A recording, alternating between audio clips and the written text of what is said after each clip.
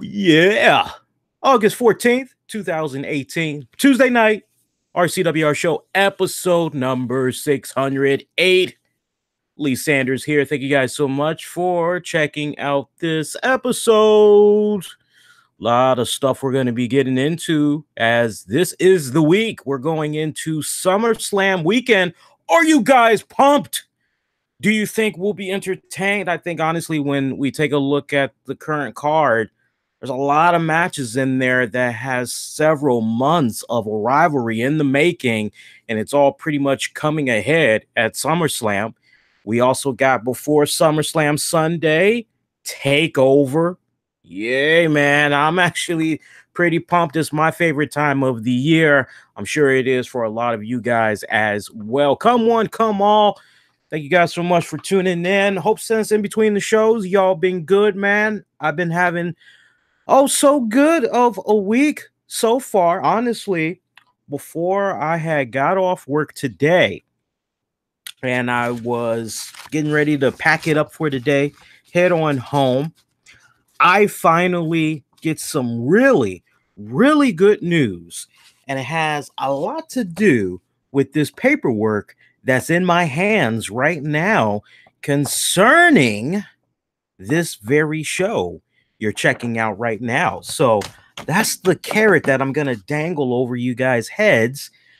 We'll talk a little bit more about that later on during the show. Appreciate you guys that's checking this out, be it live, on demand, or on the downloads. Appreciate that love and support as always. And you know what, man? Big shout out to those of you that's been checking out the RCWR show via Spotify. I was checking out the analytics over the weekend, and I saw Spotify listenership had increased by about 15%. So I likes that.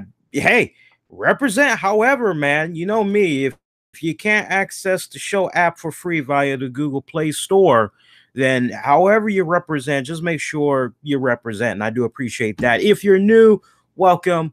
Lee Sanders here. You're checking out the RCWR show, covering all things wrestling, entertainment, and beyond since 2011. So, man, yeah, I can't wait to dive into this paperwork here. You guys are actually going to enjoy that quite a bit.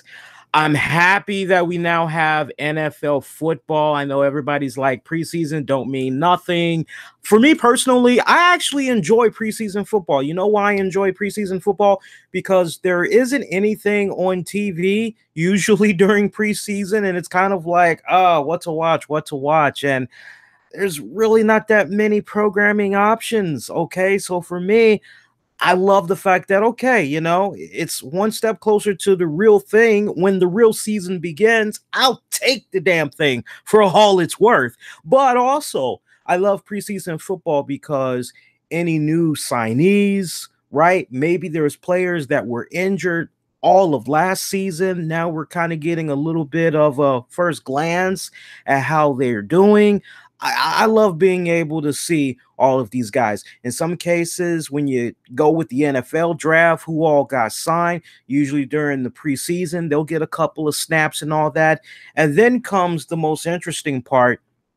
That definitely is a conversation at my job around the water cooler, which is, okay, well, you know, between these weeks of preseason, they got to trim that roster down. I think the magical number is 52 players by the regular season. So trying to figure out who all they're going to cut, then it's nice to go into the, well, that guy has potential. No, I didn't particularly care for that guy. They should cut him.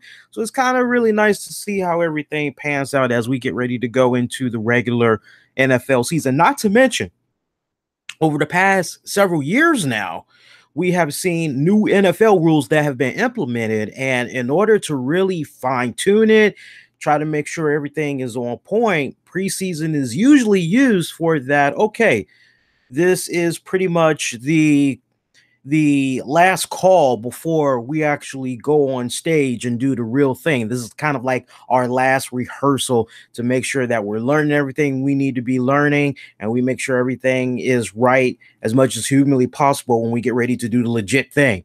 So for me, I actually look forward to preseason football. So a little bit of what I had saw from last week. Honestly, my takeaway, I would have to go with the Redskins game from last week. Even though they had lost to the New England Patriots, I actually had enjoyed seeing McCoy out there.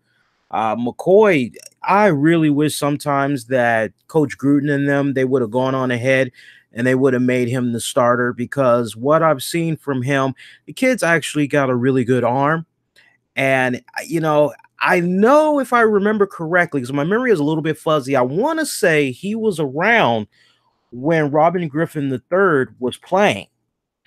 And I thought for sure he was going to get the opportunity to slide on in there, but he didn't get that chance, sadly, and it kind of sucked. But I actually liked what I saw of Colt McCoy from last week's preseason game against Boston. He showed to me very promising, and he's only 31 years of age. So, I mean, still relatively young man. And I honestly, ultimately, I'm glad that the Redskins were able to work out a deal to keep him. I know he has a new baby and everything. And hey, you got to make sure you're thinking about that little bundle of joy, making sure financially they have everything that they need. So I'm actually glad that he was able to come to some type of an agreement with Washington. But I hope sooner rather than later we see an opportunity for him, at least in Washington, to become a starter for a couple of games. But of course, you know how these things always pan out. It's just pretty much, hey, if an injury goes down, that's usually. But from what I've seen of the young man over the years, he's been pretty damn good. And I mean, just looking at the career stats so far, not really much you can sink your teeth into. But when you go back to the 2015 season, he had a quarterback rating of 133.9. And that's one of my favorite statistics, is the QB rating. And in 2015 with the Redskins, he completed 63% of his passes, did about 128 yards. Touchdowns, he only did about one. But every time I see this guy, it seems like he's learned more and more. Each time he's on the field, he gets better and better. It just seems, and I mean, rightfully so, when you have all that time to basically be learning from the first string, the third string, you're working with the offensive coordinator and all that. Yeah, I can only imagine eventually you are gonna improve, so to speak. But we got a couple more weeks to go until the regular season kicks on in there. Don't even get me started on the Patriots side, because I got to think about that damn who was the quarterback that was playing, because Brady wasn't playing last week. And it was so bad that the freaking Patriot fans were actually chanting, "We want Brady. We want Brady." And you're going, oh, it's bad when you got the fans in Boston saying that. I want to say it was Brian Hoyer. Yeah, I'm pretty sure it was Brian Hoyer who had said that. And Brian Hoyer, a little bit inconsistent. You're not really sure which Brian Hoyer is going to show up, man. I mean, sometimes you'll get a Brian Hoyer that, okay, that's pretty good. And I look back to what he had did with the San Francisco 49ers. Not really much you can sink your teeth into, but when he was with the 49ers, he had a 58, a little bit under 60% completion rating of his touchdown passes, had an overall QB of 74, had about, I would say 4, maybe 5 touchdowns, was about over 1,000 yards. So, I mean, he did pretty good. Then they remember when he went on over to Patriots later that season, had a quarterback rating of 86, did about 66% of his completions, only accumulated 42 touchdowns, 42 yards, I should say, 42 yards, scored no touchdowns.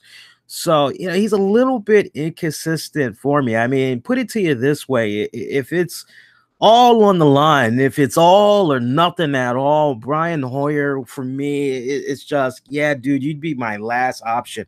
I would go with first string, second string, and hell, man, I might even go with the damn punter before I go with the Brian Hoyer. Maybe I'm being a little bit too critical for you guys, but that's just honestly how I feel with regards to Brian Hoyer. I can't really trust that guy worth a damn, man. So last we were on the air, some stuff had went down as far as passings go. And I tell you, I'm really not liking what's going on with 2018 so far.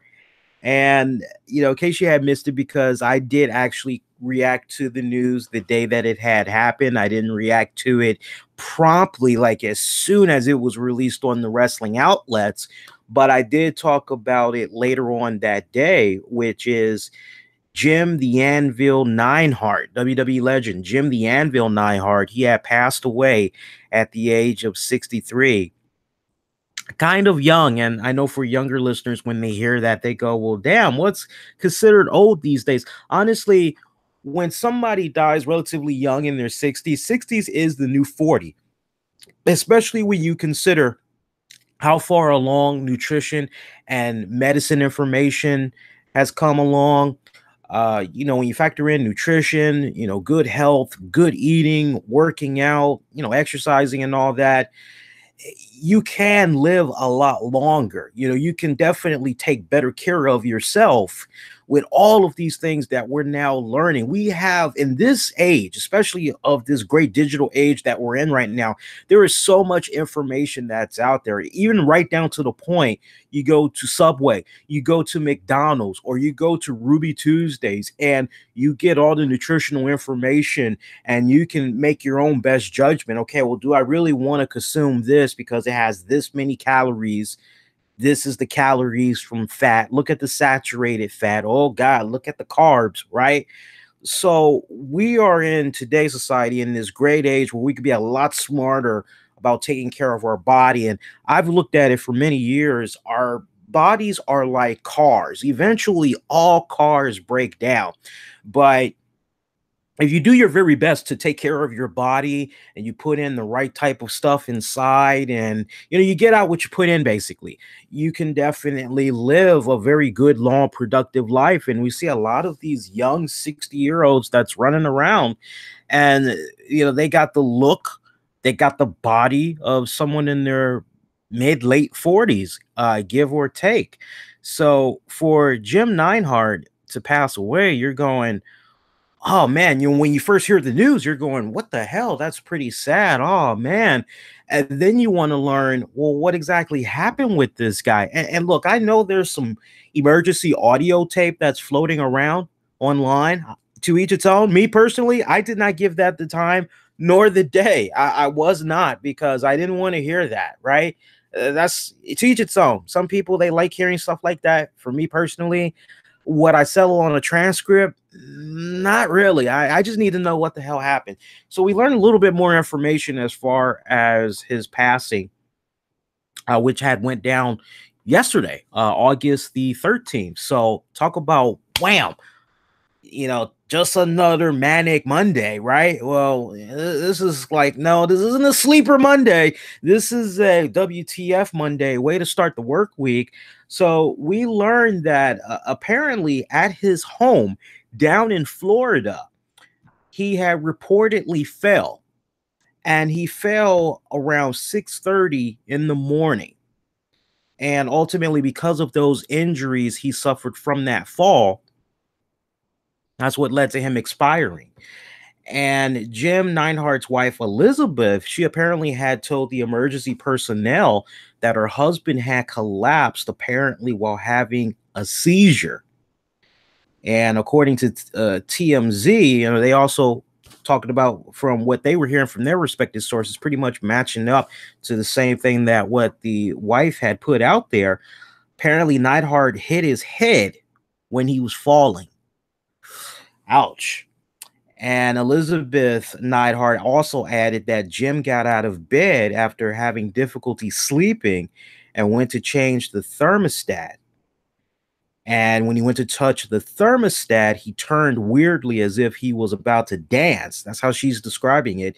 He then fell towards the wall and ground, the investigation report is stating. And Elizabeth then called 911 because she thought he was having a seizure, as he suffers from seizures and takes medication for them. Now, apparently, the last seizure that Jim had was sometime in December of last year, and doctors also believe that he may have had Alzheimer's disease, according to his wife. So, the report goes on to say that emergency officials arrived at the Neidhart home in Wesley Chapel, Florida, and found Jim on the floor with a 4-inch gash. Not cuts, a 4-inch gash on his face. Now just stop. You know your math. You know your adding and subtracting. You know your width. You know your length. You know your depth. Just really stop and marinate on that for a few ticks. A 4-inch gash on his face. Investigators found medication at the home, but it was noted none of the medication appeared to have been abused. So you talk about really a goddamn, what a up way to go out. Seriously, what a messed up way to go out. And, just to kind of follow up on some of the things that I had said from yesterday, not to really reiterate and beat the horse. I hate to use that pun, but not to sound redundant. Let me use that better choice of words. I would like to believe that there's certain things that we can do in our homes that can prevent incidents like this from happening, because you can't help but think about the American dream, Dusty Rhodes. This is almost very eerie, almost down to how exactly Dusty had went out. I mean, it's almost frame for frame. It's just, okay, instead of Dusty, take Dusty out. We're going to put this person in place instead. All right. The role is now portrayed by, okay, action. That's pretty much how it comes off. And I can't stress it enough for you guys that's out there that are maybe taking care of your parents, or it's a situation where your parents are kind of up there in age and they live at home, and they have to go up and down multiple stairs and all that. Honestly, it may be a good option. And it's so weird too, because I was on my way to work today and I'm at a red light and I see this commercial vehicle. And this commercial vehicle had said, "Are you having a tough time moving around your house? Well, we may have the best solution, an affordable solution that can help." And those chairs. And it's so funny because when we're much younger and we see those commercials where the woman gets in that electronic chair and it moves up and down so that she doesn't have to go up and down the stairs by foot. Instead, she could just sit on that chair and it just slides on up. And then when she wants to at the top, she could slide on down or whatever. When we're much younger, we look at stuff like that and we have a hearty laugh and we go, whatever, wussies, that's for lazy people. But no, man, when you really stop and think about it, when you have a situation where, okay, you are known to have seizures and these seizures can happen at any time, no one would ever expect in 1,000 years that in your own home is where the most harm will come to you physically. No one ever expects that, but it comes in the weirdest forms when you're at home. You could be doing laundry, having a basket, getting ready to go down the stairs. Wham, it happens. Okay. And I can't stress it enough for you guys that are checking in on your parents. It may be a good idea to maybe look into some alternate methods as far as looking into that electronic chair I'm talking about, or if you can help it, maybe relocate your parents, maybe have it be a situation where maybe they could live on a more common level area, if it's not going to be that much of an inconvenience to everybody else in the household, or ultimately get a new home, make sure it's a one level so that they have everything that they need. But now that I've kind of marinated on this, I've had time to reflect on the passing of Jim Neidhart, and here we are basically a little bit over 24 hours later. I still feel, just as I said on YouTube yesterday, we could take all the precautions in the world, and you know what? It may not happen at home. It could be a situation where you're out on the streets and you have a seizure. And one of my coworkers, I think she is awesome. She is a very hardworking woman, But I tell you what, sometimes it can be really scary because she has been known to have seizures, and a lot of the seizures that she gets happens while she's at work. And one of the things that definitely triggers her seizures is when her blood sugar is extremely low. She will actually have a seizure. And it seems like at least out of a year, it seems like there is maybe 5, possibly 6 occasions where she will have a seizure at work. Now, once in a blue moon, she'll have it while she's at home, and as a result, she can't come in. But most times she has the seizures while she's at work. And I'll never forget, and it was very scary. Earlier this year, we kind of noticed that she really wasn't her usual youthful, playful self, because normally when you get around her, she's Southern and she just has this nice bubbly charm that's about her. And she'll call, oh, hey, how you doing, hun? And she wants to tickle you, she wants to punch you or whatever. She's very playful, very interactive. And this one day, and you can usually kind of tell when maybe she may be having an off day, because she's not being playful, she's not being interactive, she's rather quiet. And you say, hey, are you feeling okay? You all right? Did you eat?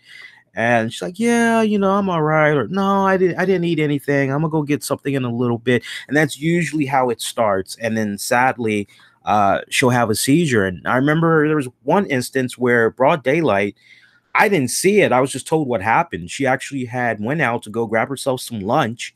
She's at a crosswalk and she feels the seizure coming on. And like the last little bit of common sense, like first instinct, she basically grabs onto the streetlight pole and basically hugs it as she begins to fall to the ground.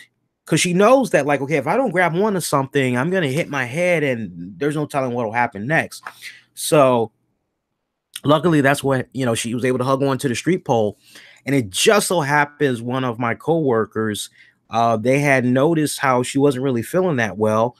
Oh, she went out to lunch. Oh, she said she was going to go to blah, blah, blah. And so they tried to catch up behind her, and they saw a crowd and was like, what the hell's going on? They saw it was her, and they pretty much had took over from there. So the point, in case you're not connecting the dots here, these seizures and all that, it can happen at any moment. And, it really can, and even if you could take all the precautions in the world, I still feel, just following up from yesterday, when it's your time, it's your time.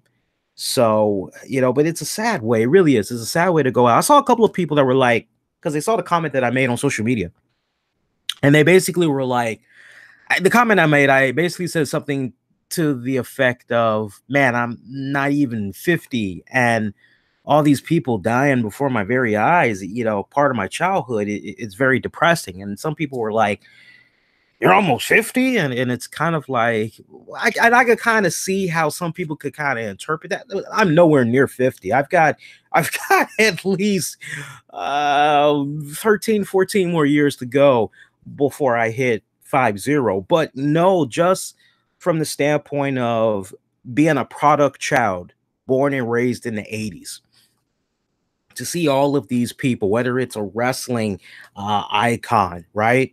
Or an established wrestling figure, or someone from the music genre, right? Or a great actor that was starting to come up in the 80s and they were really starting to reach their peak in the 90s or whatever.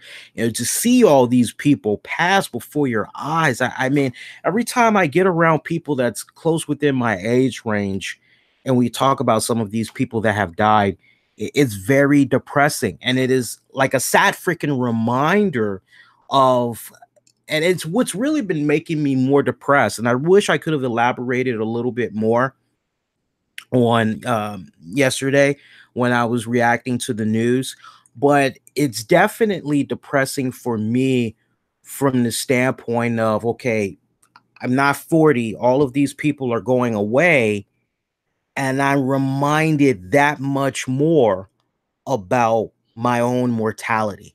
Isn't that amazing? Like, when you stop and think about it, I mean, when you're in your 20s or you're younger, you remember that feeling, boys and girls. You feel as though it is you against the world. right? You know, never die, immortal, right? I mean, that's how you feel.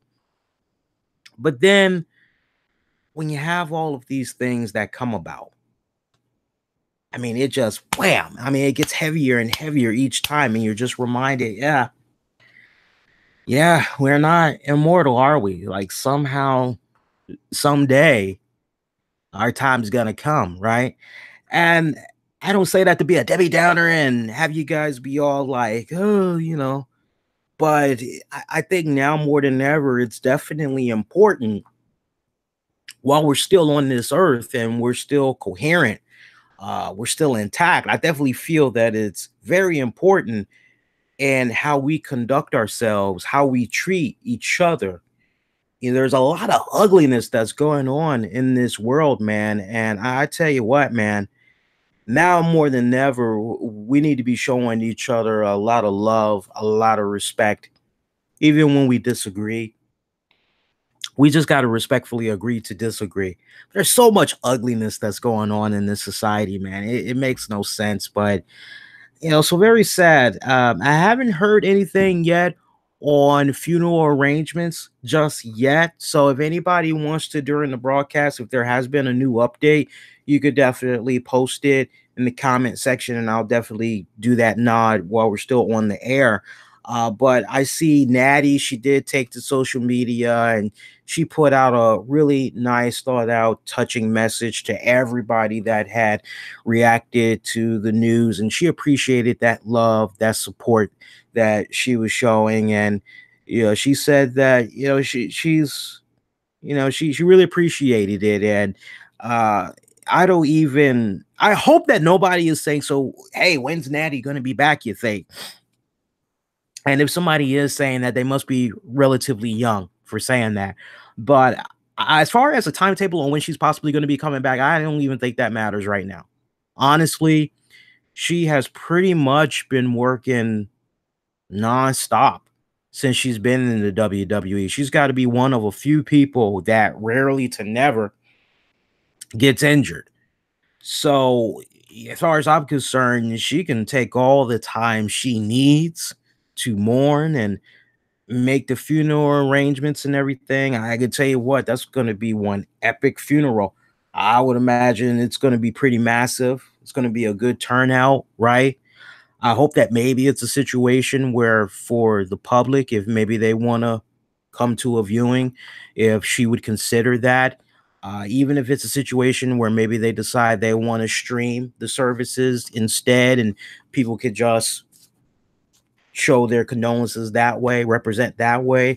But I do hope that they consider that because I know Jim Neidhart, for a lot of people, they love that guy tremendously, man. So, so we have that. That pretty much had kicked off the week. Then, of course, out of curiosity, you're going, wonder how WWE is going to address this. We didn't get a graphic for, and that's usually what we get when we check out WWE RAW and a major WWE legend, if you will, or somebody that was pretty well respected, established as a WWE superstar, passed away. We usually get the graphic right before we go into the show intro and everything. We didn't get a graphic for Jim Neidhart. So you're kind of going, okay, well, it's still early. Let's see what happens. Ronda Rousey comes out. And I got to tell you, I see her come out. I'm going, she's going to talk about Natty's dad passing. Remember Natty, the story arc. Okay, let's see how this plays out.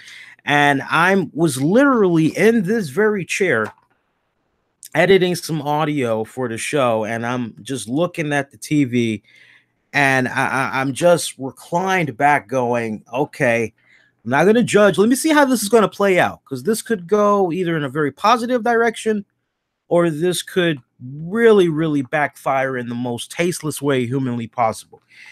And I really felt that what Ronda had said sincerely felt as though it was from the heart. I would imagine, though, there was a little tiny bit of help from the writers, but I'm kind of led to the impression that half of at least what she said was hers and that it was from the heart. And you're going, that's okay, that's really nice. That's very touching. The whole part about, hey, we look at our dads as the rock, that foundation, security, and I liked all that she had said. And I'm going, good stuff right there. But then I freaking cringed at the 180 when it shifted to Alexa Bliss and SummerSlam. And I was quite taken back by one of the people that decided to interact, because I had put a tweet out as soon as I had saw the segment. I heard the boos and I pretty much commented, hey, and it was for me. I'm not saying that the promo was bad, but let's make sure that I'm not being misconstrued. The promo that Ronda Rousey gave overall, it was good. However, to do the hard 180 to talk about her opponent, Alexa Bliss, and their match at SummerSlam for the title, you couldn't help but cringe.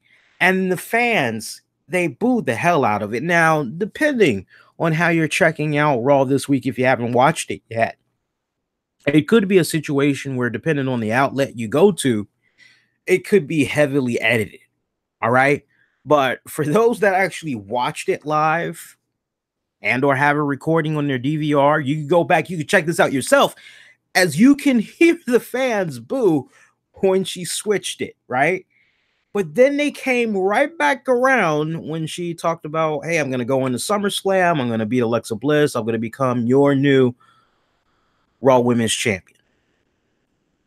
And I cringed at that. I just face palmed, and I just and one person that I wasn't even interacting with them. They actually just saw the post that I had put and they decided to interact. They were like, oh, the promo wasn't bad at all. I said, no. So I'm not talking about the promo being bad. I'm talking about the fact that she did the 180 like that. That was kind of, you didn't hear the boos? And the person said to me, I missed that, and I had headphones on. I'm going, how do you miss that? And you must have, that's some crappy headphones, man. You need to get you some new headphones. I recommend some Sony earbuds, some Beats. Get you some Samsung headphones that comes with these Galaxy phones. Get you an iPod, get you an Apple headphones, man. You need to get you some serious headphones if you couldn't hear that. But no, that was just really WTF at that. I'm thinking about what other spots came back from Raw. Not really too much. There was some guy that came back at the end of the night. You may know him as the Lunatic Fringe, Dean Ambrose. Yeah, that guy. Yeah, seriously though, that guy had returned. Long time coming. We've been hearing for weeks. I mean, we all as fans, we've been teasing with the whole idea of, well, Seth Rollins keeps getting his ass handed to him. What the hell, man? What's going on? What's going on with Dean Ambrose? If there was ever a time to pull the trigger on Dean Ambrose, he's healed up. He's ready to go. Surely we can get him in at SummerSlam or after SummerSlam. What's going on? Finally, we get Dean Ambrose returning, and I love the way they pretty much had rolled him out. I mean, that was pretty much a no-brainer that it was going to ultimately come down to a contract signing and some type of a stipulation where Seth Rollins is able to have an opponent of his choosing in his corner to represent him, hold down the fort, just in case Drew McIntyre decides he wants to play a little bit, right? Try to mess around, cause some distractions and all that. And we had the return of Dean Ambrose. Dean Ambrose looking a lot bulkier since last we saw him. Has a nice, good, fuller beard. Was enjoying that. Almost like Dean Ambrose took a cue from me. No pun intended. Because ever since I started growing my beard, I'm like, I'm good. And now we got Dean Ambrose. Now he's pushing a more fuller beard. The haircut I wasn't really feeling though. The haircut was really it just came off very Triple H's. I said Triple H's.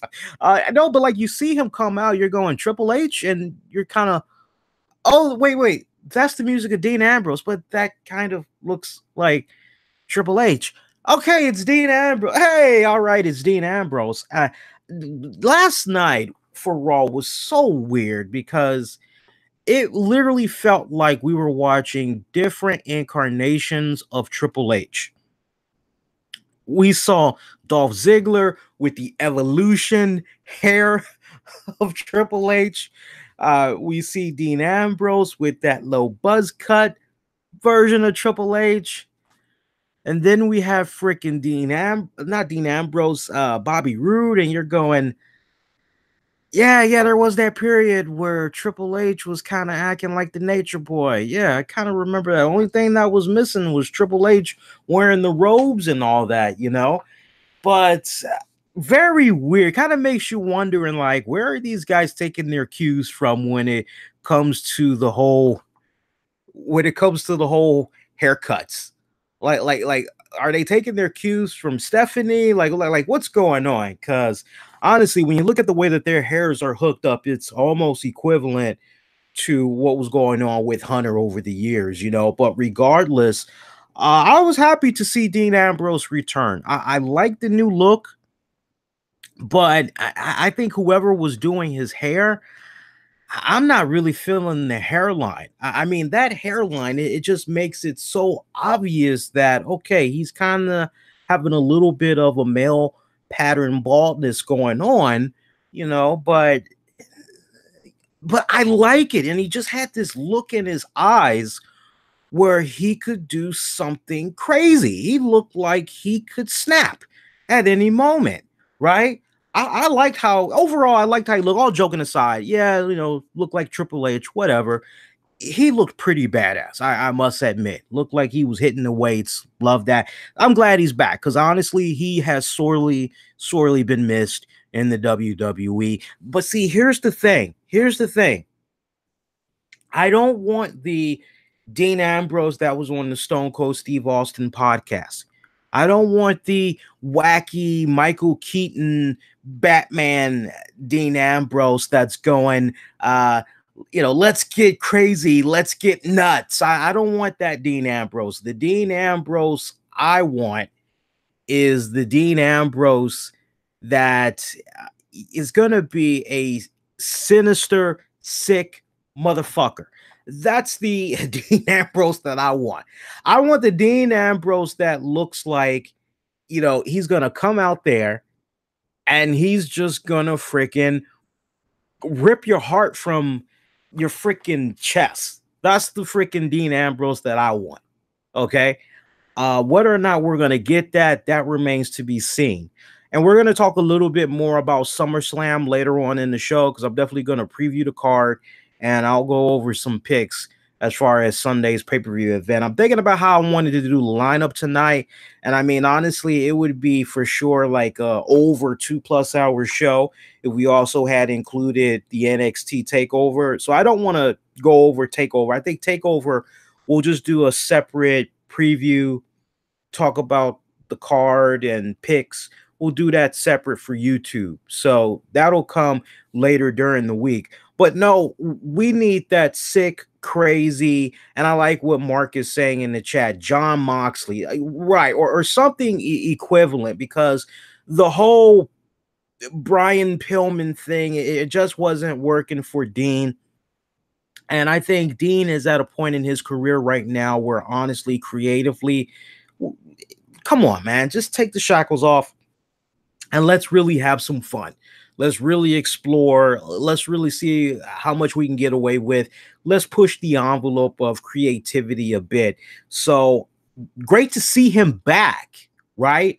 But long-term wise, actually, you don't even have to say long-term. Short-term wise, next 3 months, what's the game plan for Dean Ambrose? Creatively, has WWE thought that far along, right? 6 months from now, what's the game plan? So that's going to be the telling tale. These next 90 days for Dean Ambrose and you, the Dean Ambrose fans, is definitely going to be the most critical because we're going to be able to tell whether or not WWE has really thought things out as far as proper execution of him now that he's back on the roster. Also, Raw this week, we had Renee Young making her Raw commentary debut. look, for me, this isn't the first time that a female has been a wrestling commentator. Like, when you just look at all of the wrestling promotions that has come about over the years that are currently in existence, this is nothing new.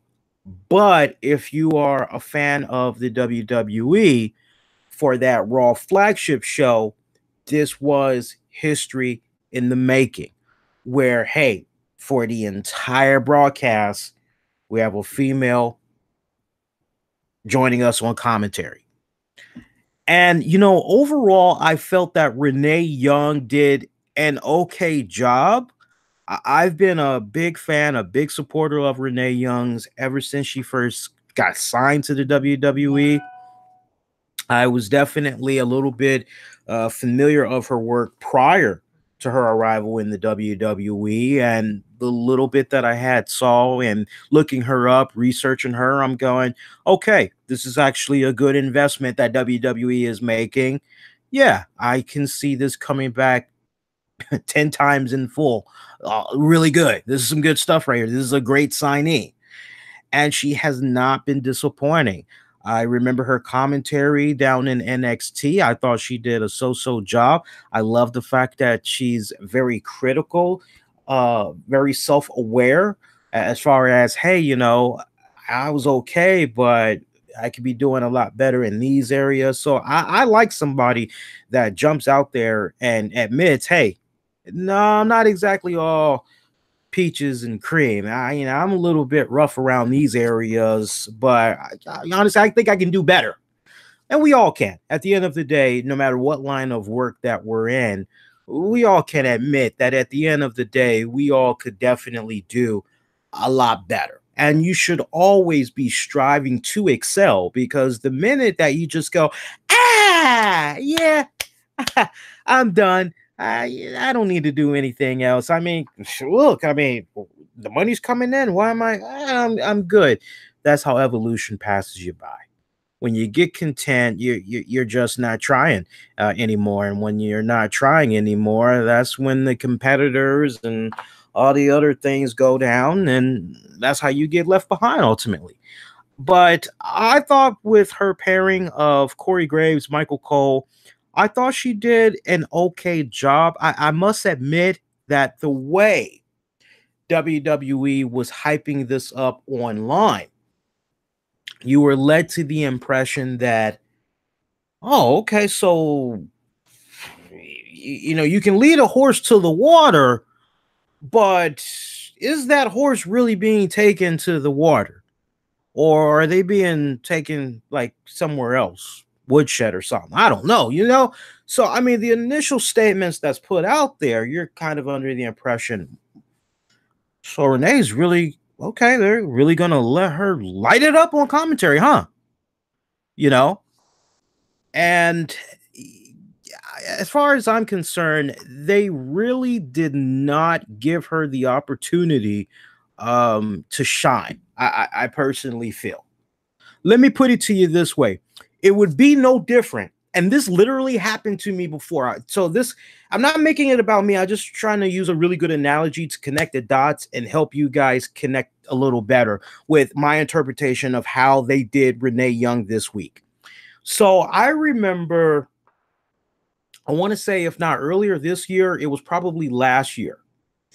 My good friends over at Wrestling Inc. and shout out to them. They do a phenomenal job reporting the news, all that good stuff. I've been friends with Raj Gary over there for a couple of years now. Me and him, we go back at least, feels like me and him go back maybe about 5 years, give or take.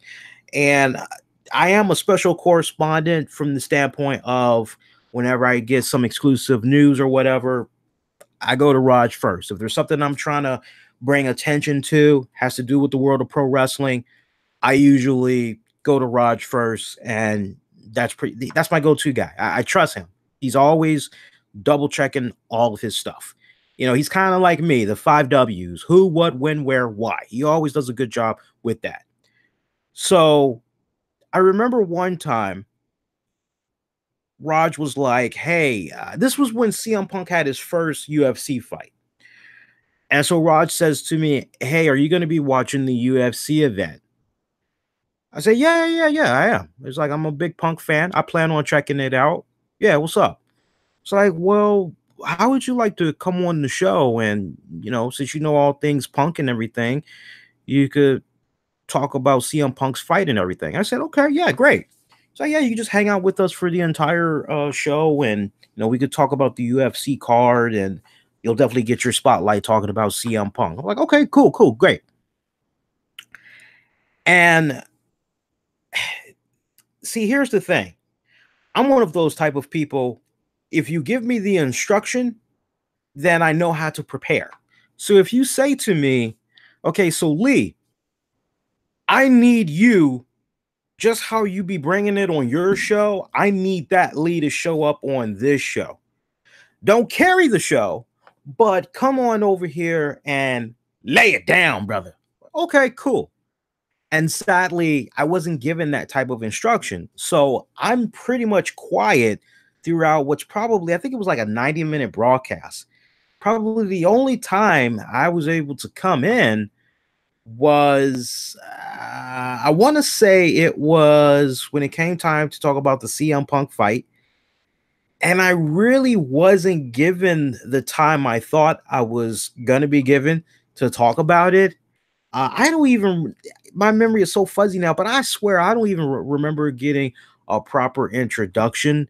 Like, Lee Sanders from the art. I don't even remember getting that. I just kind of remember it was like, "Hey guys, you're checking out the blah, blah, blah broadcast." And it's like, okay, and I don't know, maybe they were still wet behind the ears, whatever. I'm sure they're a lot better now in how they set it up. But now flip it. You with me so far? Now flip it. When you look at how Renee Young was done this week, "Oh yeah, come on, come commentate on Raw. Come on over here. Yeah, do the whole 3 hours. Yeah, come on over." And she really wasn't bringing anything. It was just pretty much, I mean, Coach had more lines.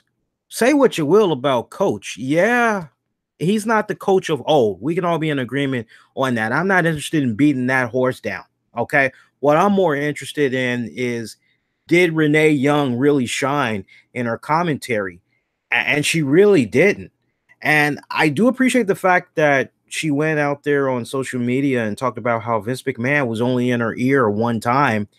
And basically it was, okay, do a little less of this, more than that. But he pretty much was just hanging back, letting her get a good feel for it and just letting her hang. I'm sure it's probably going to be a situation where maybe like basketball, football, film, Vince is probably going to have her in an office or whatever one day, and he's probably going to be having her sit down. They're going to play some of her commentary or all of it, and maybe Vince is going to be like, "Okay, you did good here. Work more on this, do less of that." But it really wasn't enough to really whet your appetite and go, "Man, Renee's going to do a fantastic job with this Evolution pay-per-view event that's going to be coming up," right? To the point, if I had to give Renee Young a grade for her commentary this week, and I love Renee, I really do. And I'm a big supporter of hers, right? And to the point, and I know she had favorited and retweeted it. I said a couple of times, I said, "Hey, I hope that her and Lexi Faye get to call the Evolution pay-per-view event." And she loved that. She loved that idea. She liked and retweeted it. But no, that's not who we're going to be getting. She's part of that lineup, but that's not who we're going to be getting for the lineup. But over the years, I've always been supportive of Renee Young. I'm still supportive of Renee Young. But if I have to just, okay, appreciate all your work, but now let's give you the grade, I got to give her a C plus. And I'm being gracious. I really just want to stay at a C. But a C plus is the best I can do. I'm not going any higher. I'm not going any lower.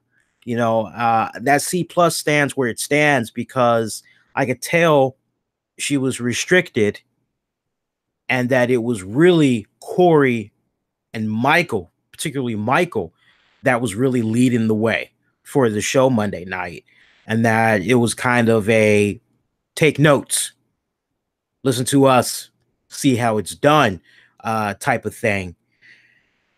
Which brings me to another point. Maybe I missed it. I'll have to rely on you guys in the chat.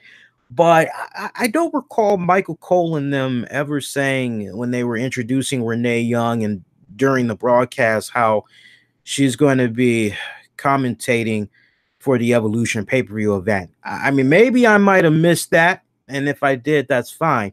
But I'm just thinking from just the marketing whole thing, like if there's ever an opportunity to really drive that home, right? Because this is supposed to be, first time in WWE history, the females, they all are going to get their own pay-per-view. You got to check this out, right? If you're really trying to drive that home, don't you think it makes all the sense in the world to do what you can to give Renee the necessary tools to shine to the point that you go, wow, well, if she sounds like this on Raw, I got to do what I need to do to make sure I check out the pay-per-view because, wow, her commentating on Raw, she's going to be pretty freaking on point when it comes to this pay-per-view. And I see a couple of people in the chat so far saying, no, they did not recognize Renee as offering commentating for that future Evolution's pay-per-view event. So, I mean, if that really is the case, that's a huge F up right there from just the marketing standpoint and trying to connect continuity as far as I'm concerned. So, but no, I'm staying firm. I'm curious how you guys would rate Renee Young from Monday night. Sound off in the comments, let me know. But I'm giving her a C+.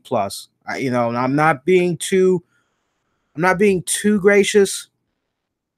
I'm not being too kind. I'm not being too critical. I just thought, honestly, if I could have gotten a lot more, it would have been better. Put it to you this way.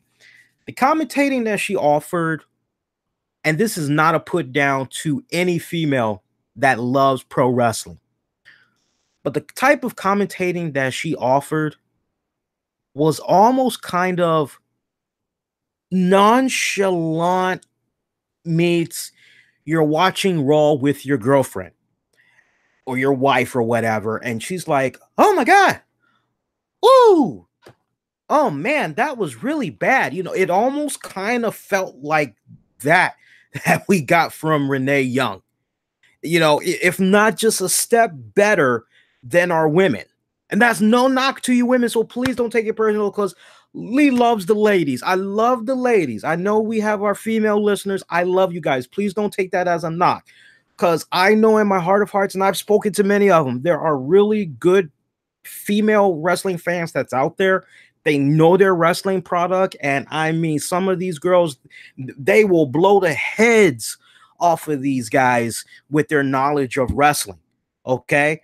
But you got some girls that kind of don't really know anything about wrestling. And they're, oh my God. And Renee was just too damn laid back. I think that's a nice way Mark is summing it up. She was a bit too laid back. Not enough more color from her. But you know what? It was a good breath of fresh air for the commentary. So much so, I really hope that eventually down the road, just hypothetically speaking, next year, SmackDown is going to be having this deal with Fox. Need to shake things up just a little bit. I personally would not mind a shakeup. I would not mind it if a situation were to occur where maybe you send Tom Phillips to Raw. You let Tom Phillips work with Michael Cole and Corey Graves. And you let Renee Young be the new lead on SmackDown. She's got Byron Saxton, and she's got Jonathan Coachman. Now, the few times I've seen a little bit of Renee and Coachman kind of sporadically, just kind of playing it in my head, I think they would actually have some pretty good chemistry. I think they would actually bounce kind of well off of each other. They both kind of seem a bit sporadic meets energetic. They seem like they would do a really good job playing off of each other more so than Coachman with Graves and Cole. There's just something about Coach with that lineup. He's just not fitting that mold. He's not, it just feels like it's not clicking. But I think if you were to just do like I suggested, that would make things a lot interesting. I don't even know if I would. I see Lee is saying, and Lee Strack in the chat, maybe send Coach to NXT. No, brother. No, you don't send. No. Well, look, if you were to send Coach to NXT, you gotta by default keep Nigel McGuinness. So does that mean you get rid of Percy Watson? The few times I've seen Percy, he's been coming along. So, I'm not going to say get rid of Percy. Now, you asked me that question next Tuesday. We'll come back to this next Tuesday because we got the takeover event. And usually for me, I miss out on several weeks of NXT on purpose so I can see, because I like to binge. So I'll let an X amount of weeks go by, and then whenever their next event is, that's when I binge on NXT and I get caught up. So I'm curious to see, since last I checked in, heard Percy Watson, I'm curious to hear where he is now at this stage, because now we're talking a couple of months. So we'll come back to this one Tuesday, and honestly, I would hope that Percy has improved even more. But we'll talk about that next Tuesday. But yeah, I'm giving her a C+. But I like that lineup. I think, honestly, if you were to have SmackDown go over to, when it happens, when it goes over to Fox, shaking the lineup like that, I think would be a pretty good thing. All right. See some other points here. Oh, yes. Can I go back to Raw one more time? I got to bring up this point. We had a spot where Amber Moon, help me out, guys. Who was she fighting? Was it Ruby Riott that she was facing one-on-one? I can't really remember right now who Alicia Fox was facing. And I had it in my notes here, but now it's gone. Let me just type in Alicia Fox versus, and I'll just say Raw, and maybe I could kind of find it that way. No, I know last week it was Alicia Fox versus Ronda Rousey. Hang on, guys, because this was critical. I want to say it was Ruby Riott. I'm pretty sure. Hang on here. Looking at the match here. Bear with me a second here, guys. Okay, it was really? Yes, it was Alicia Fox. Yeah, it's coming back to me now. So it was Amber Moon. But who did Amber Moon fight? Let me see here. Well, you know what? I'm looking at the video right here. Let me just go ahead and load this up. It happens, guys. Sometimes we get a brain fart live on the air, and then other times we are nice and smooth.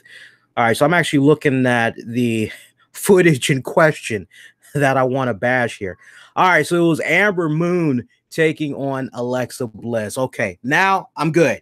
So we have this situation come about where Amber Moon, she goes to the top turnbuckle, and she's looking for her trademark finisher, right? Lands on Alexa Bliss. You're going, oh man, that should be it. That should be like a 1, a 2, a 3. And Alicia Fox comes in, does this huge freaking botch. You cannot make this stuff up. Alicia Fox slides into the ring, and I don't know what the hell you call it. It seemed like it was just a finger touch on Amber Moon's leg. I don't even know if she really touched her at all, but there was supposed to be a break. There was supposed to be a, hey, Alicia Fox had hit Amber Moon up. We got to throw the match out. We call it off, disqualification, because Alicia Fox had attacked Amber Moon. Moon wins by disqualification. No. We didn't even see all that come about. Alicia Fox's job Monday night was simple. All she had to do was go in there and successfully break up a pin. And she barely touched Amber Moon's leg. And Bliss instead had to force the kick out. Just think about that for a second. Alicia Fox has one job. Okay, Amber Moon goes for the cover. 1, 2. All right, I'm sliding in between the 1 and the 2. All right, wham. That's it. One job Alicia Fox had to do throughout this whole freaking singles match. And this botch was just poorly. It was barely coverable. It was. And it was so bad because you see Amber Moon, she is looking at Alicia Fox like, did you do something? Like, what? And Amber Moon actually stands up and you're going, what the hell? Look, if you're gonna have me believe, if you're gonna spin on me and those watching the WWE product last week, you have Alicia Fox and you build her up against Ronda Rousey, and you talk about how long Alicia Fox has been in the WWE, how she's a one-time champion, and how she's faced the likes of blah, blah, blah, blah, blah, blah. And she showed such a great ass kicking, maybe a little bit over dramatic, right? Some would kind of say Hulk Hogan versus Shawn Michaels a little bit, where her theatrics to a degree. But you're going, okay, if you're going to have me believe that, okay, she could come out here and she's supposed to be this ring veteran, if you will, then somebody explain to me how you going to have Homegirl come out the very next week and she does this serious botch. I'm not feeling that whatsoever. And I got to be critical on Alicia Fox from this standpoint. This standpoint of Alicia Fox has always gone on record for years saying, hey, you know, for what I'm able to do, I deserve a bit more of the spotlight.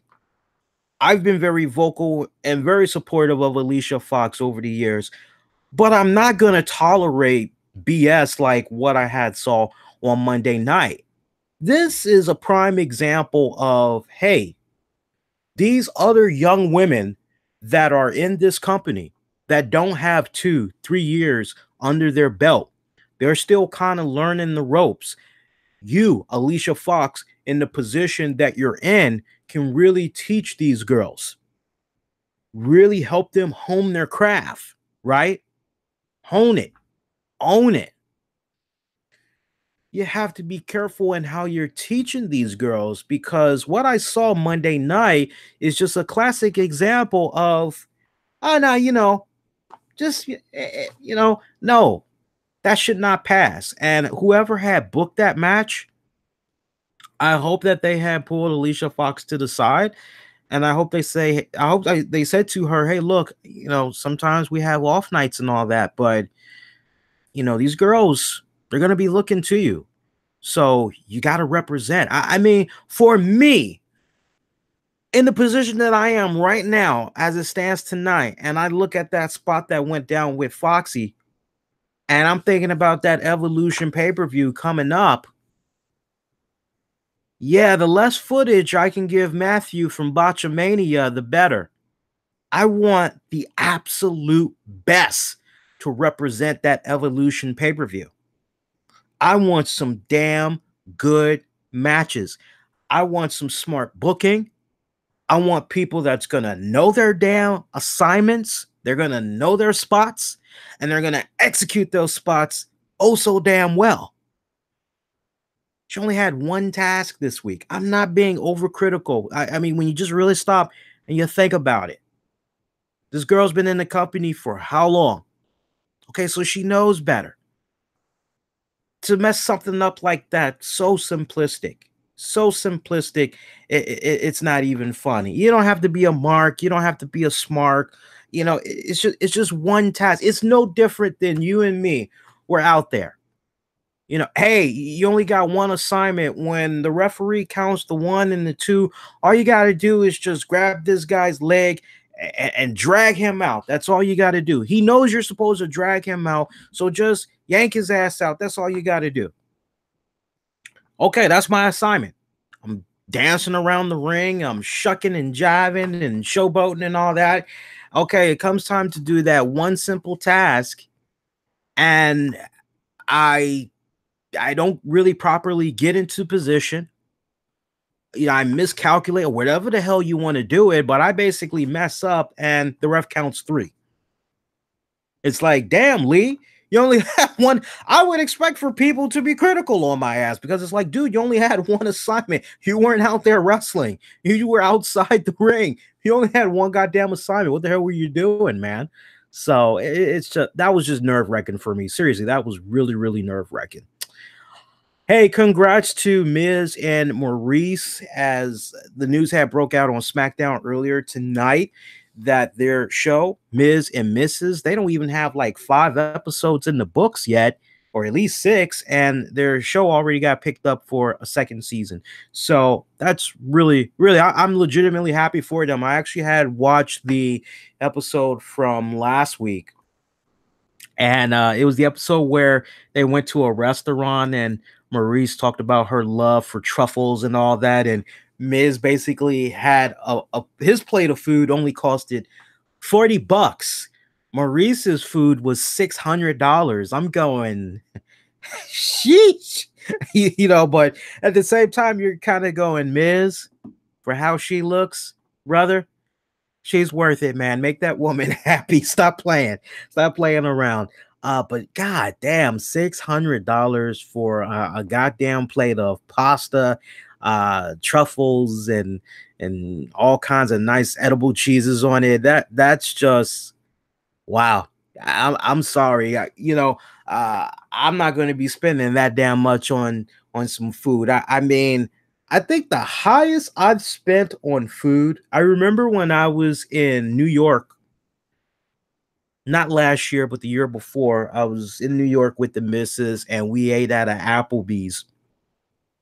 And anybody that's been in New York, they'll tell you the prices out there compared to, you know, where you are locally skyrocket high. I remember I basically had like mashed potatoes, green string beans,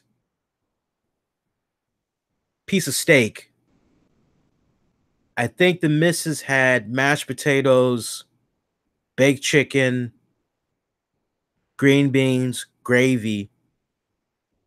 There was a little small cake for dessert. I think I had maybe 2 Heinekens. Yes, I had 2 Heineken beers. I think she had a soda.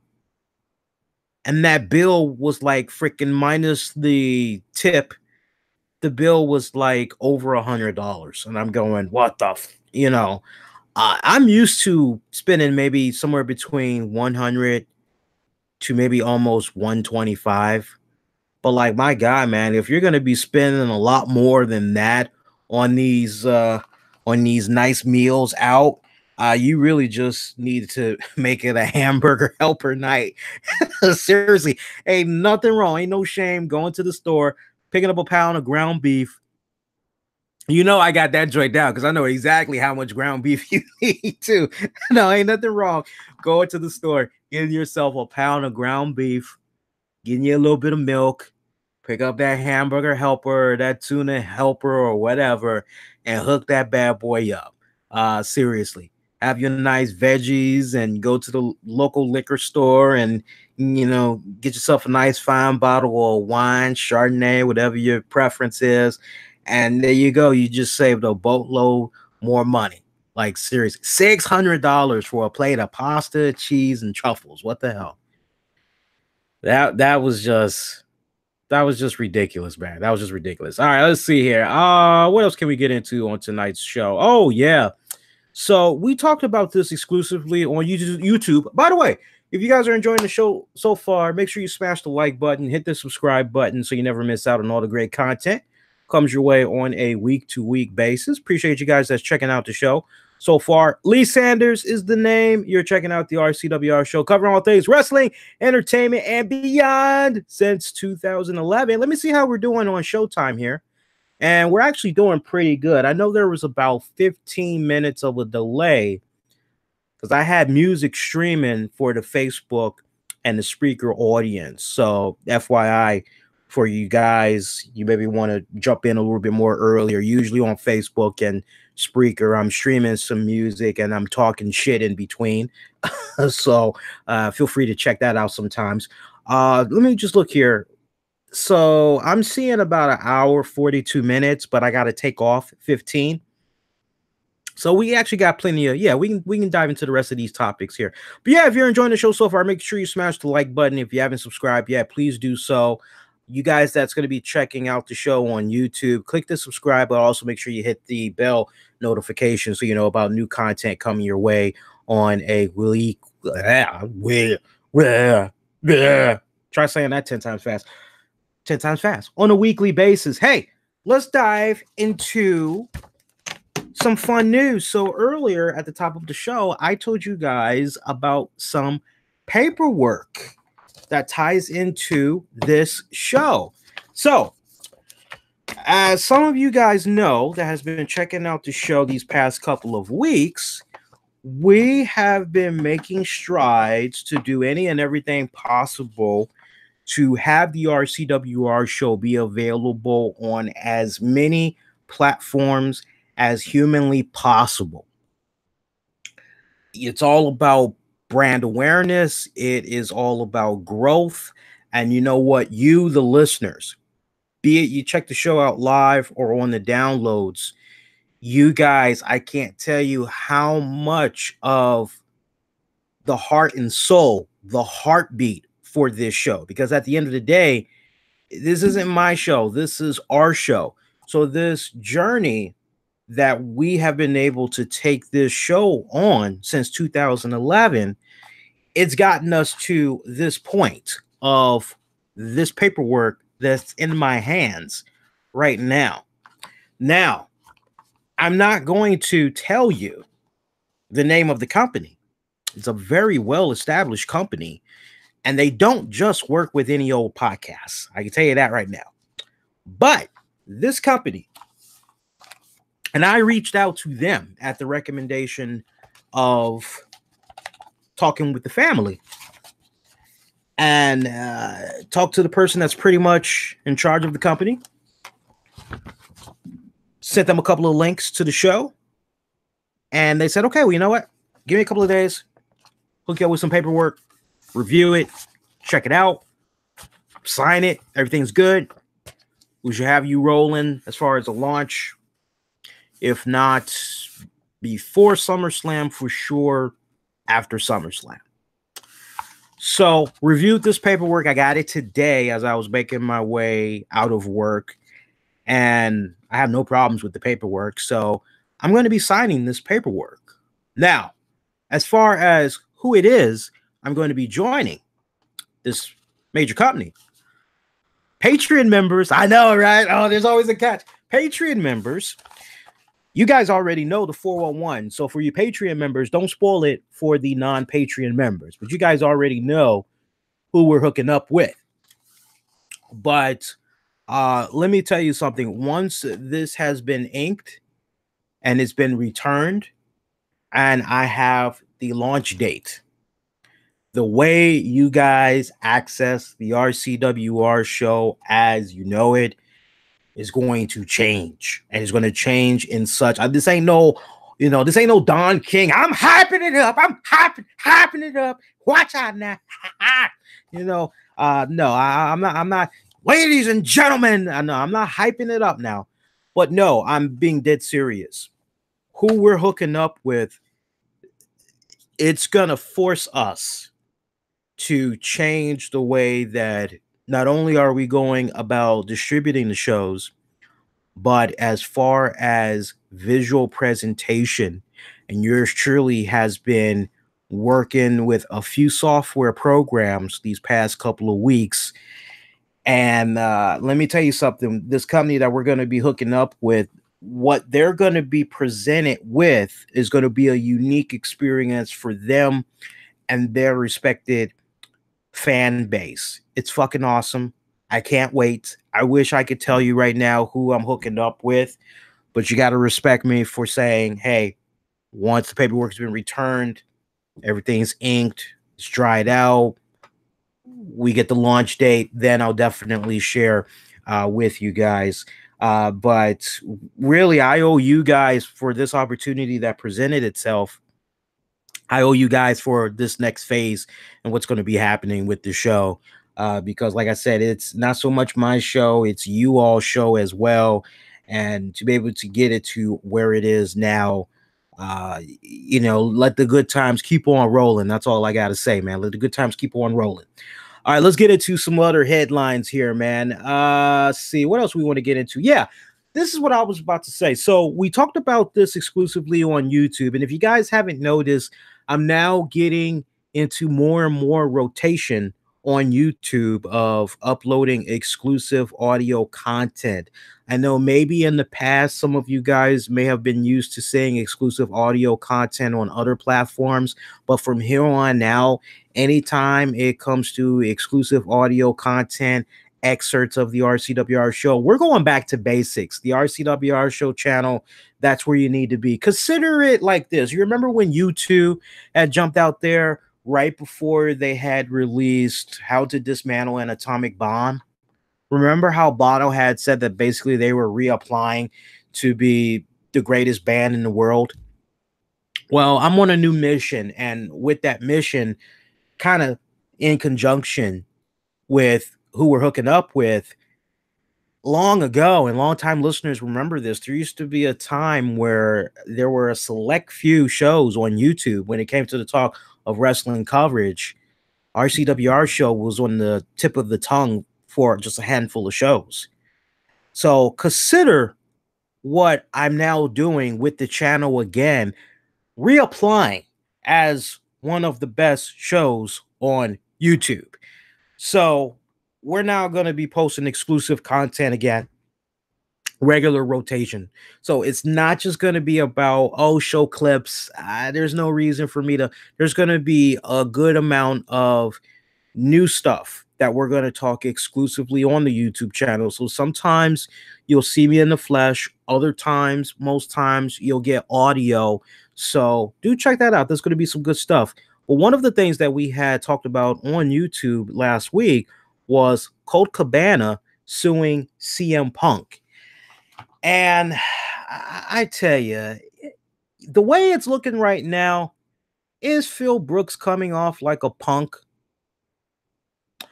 It really does come off that way, doesn't it? It really does.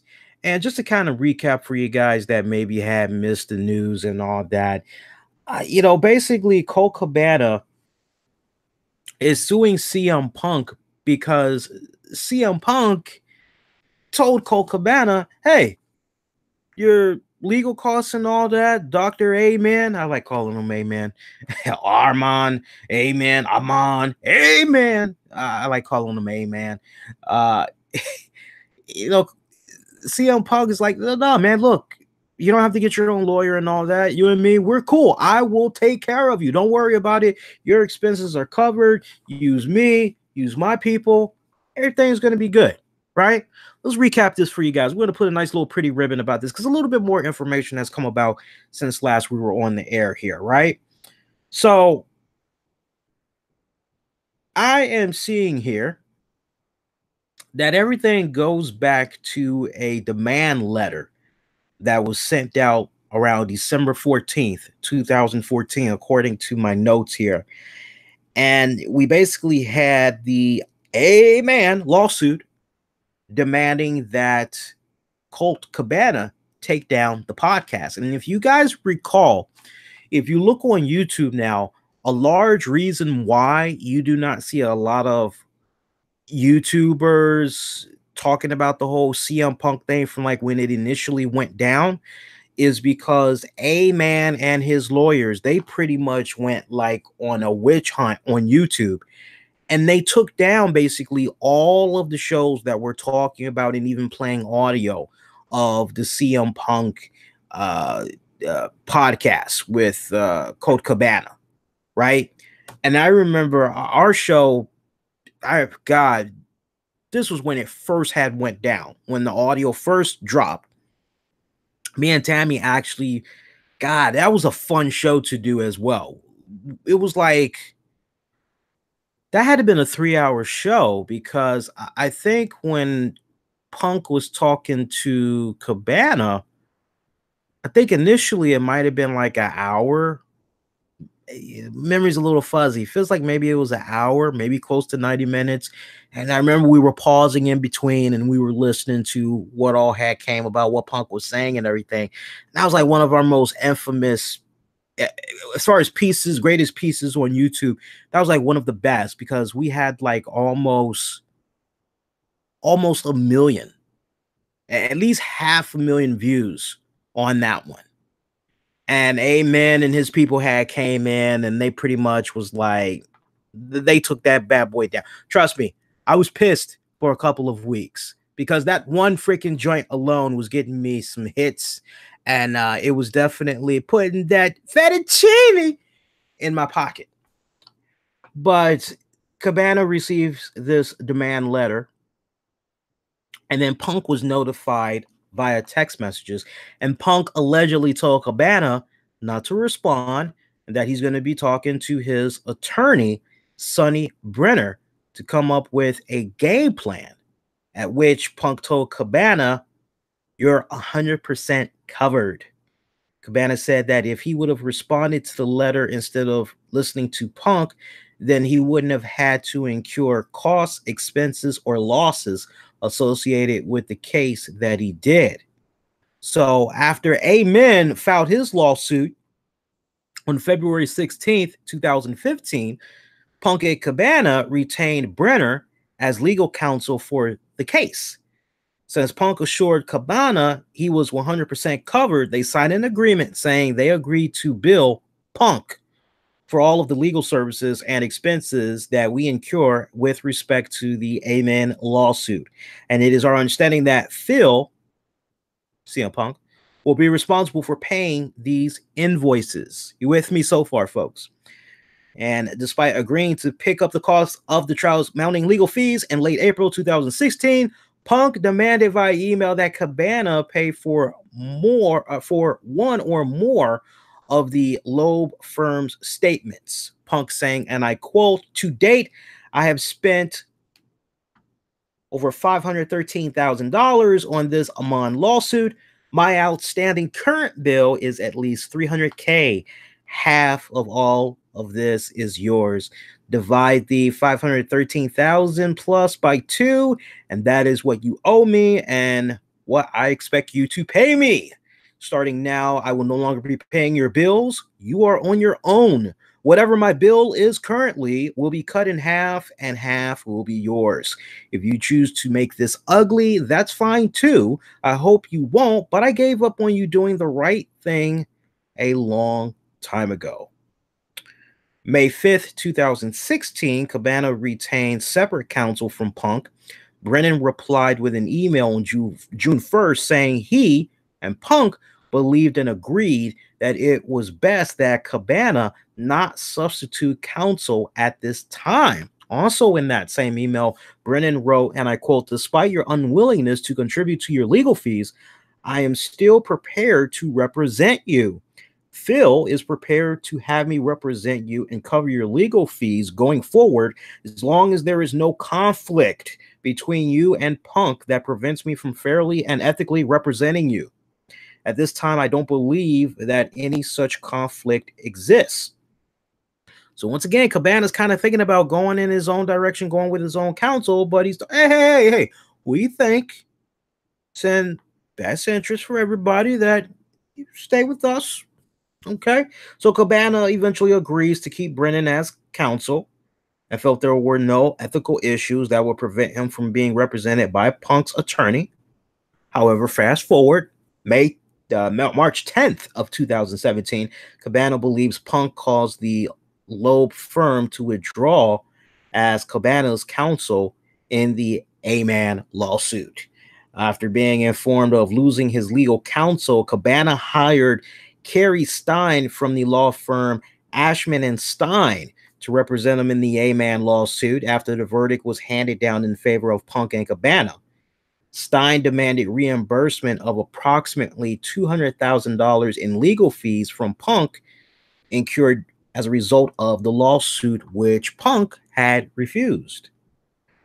So Cobana is suing Punk for breach of contract and fraud. It's believed Punk breached his contract with Cobana concerning legal counsel. It was stated that Punk made promises to Cobana and he deliberately failed or refused to inform Cobana that he had no intention of performing them. The lawsuit claims that Brooks acted with fraud, malice, and oppression toward Colton with the deliberate intention of causing Colton harm. So Colt is asking for $200,000 in general damages plus $1 million in punitive and explanatory damages, according to the lawsuit filing. So far, CM Punk has not responded to any of this craziness that has come about. So that's where we stand right now. And it brings the question, is Phil Brooks a punk? Look, and we went into, look, I'm no lawyer. I'm no Perry Mason. I'm no Hank McCoy from Law and Order. So I'm not going to even come at you guys and be like, well, in my opinion, I really feel that not guilty. I'm not going to come at you guys like that. What I'm interested in at this point is with regards to any text message exchanges between Punk and Cobana. I think we need to see, and I think it's going to come out in court. So any and all emails, any and all text messages, all of that, we need to see what all is out there. Lay it down, just lay it all out on the table, and let's really see what the 411 is, right? And I like what Courtney just said. Courtney said, hey, Courtney, CM Punk more like CM douche in my book anyways. I mean, that's really how it comes off, right? Heavy is the crown that lies on the head of a guilty conscience of one who is silent. He said nothing yet. And you guys help me out, jog my memory a little bit. There was some UK wrestling promotion that was over here in Chicago recently, just a couple of days ago, if not over the weekend. And they basically had said something along the lines of, home to CM Punk. And they started getting booed. And like the name CM Punk, the fans in Chicago actually booed CM Punk when the announcer made that name. And they actually started chanting Cobana. So I kind of let you know how folks are feeling with regards to Punk right now, right? But I said this over the weekend, Progress Wrestling. Thank you, Courtney. Progress Wrestling. And if I'm not mistaken, that's a UK promotion that's been kind of picking up a little bit more here in the US. I mean, that's a telling tale, like even when in Chicago, right? Punk's home turf. And they're booing his ass. What did I say when I talked about this on YouTube? What was it? Over the weekend, I said, look, the longer CM Punk stays silent, the worse this looks. And yeah, I get it. There's one side, there's the other side, in the middle, that silver lining, the absolute truth. Sadly, we'll never really know. But the longer Punk goes without putting something out there, the worse this is going to look eventually for him. And I told you guys on YouTube, I said, look, with this all-in weekend event coming up, speculating that he's supposedly going to be there, and then he's doing the Pro Wrestling Tees meet and greet, he's going to have his fans, but that's probably going to be a question that's going to keep getting thrown at him is, what's going on with you and Colt? Like, what the hell, man? What's up? Right? And I would imagine he's going to go He's going to grow pretty freaking tired of talking about that real quick. I would imagine in the first 30 minutes. And he has a long day ahead of him, right? Because it's estimated that at least about 400 people are going to be showing up for this bad boy meet and greet that he's doing. Okay. So keeping all of that in mind, I'm sure that Cobana would not go to these lengths that he has gone unless he feels, and I would imagine that he probably had sought out legal counsel and was saying, hey, this is what's going on. This is what all I have. Do I have a shot? Cobana, just when it comes to his money, he just seems like a very smart man. He seems like one you do not want to trifle with. Okay. So I would like to believe that he sought out legal counsel. Hey, tell me what you think. Here's the situation. Here's what all I got so far. I'm sure the counsel said, you know what? Honestly, yeah, I think we can win this. I think we have something here.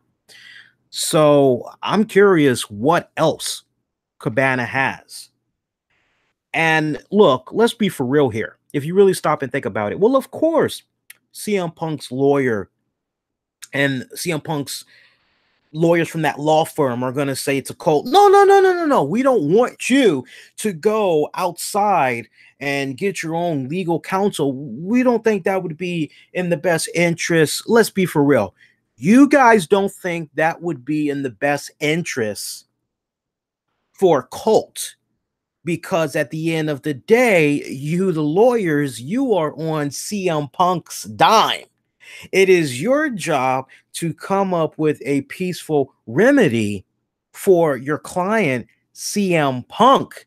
You're trying to make sure you have him get away scot-free, right?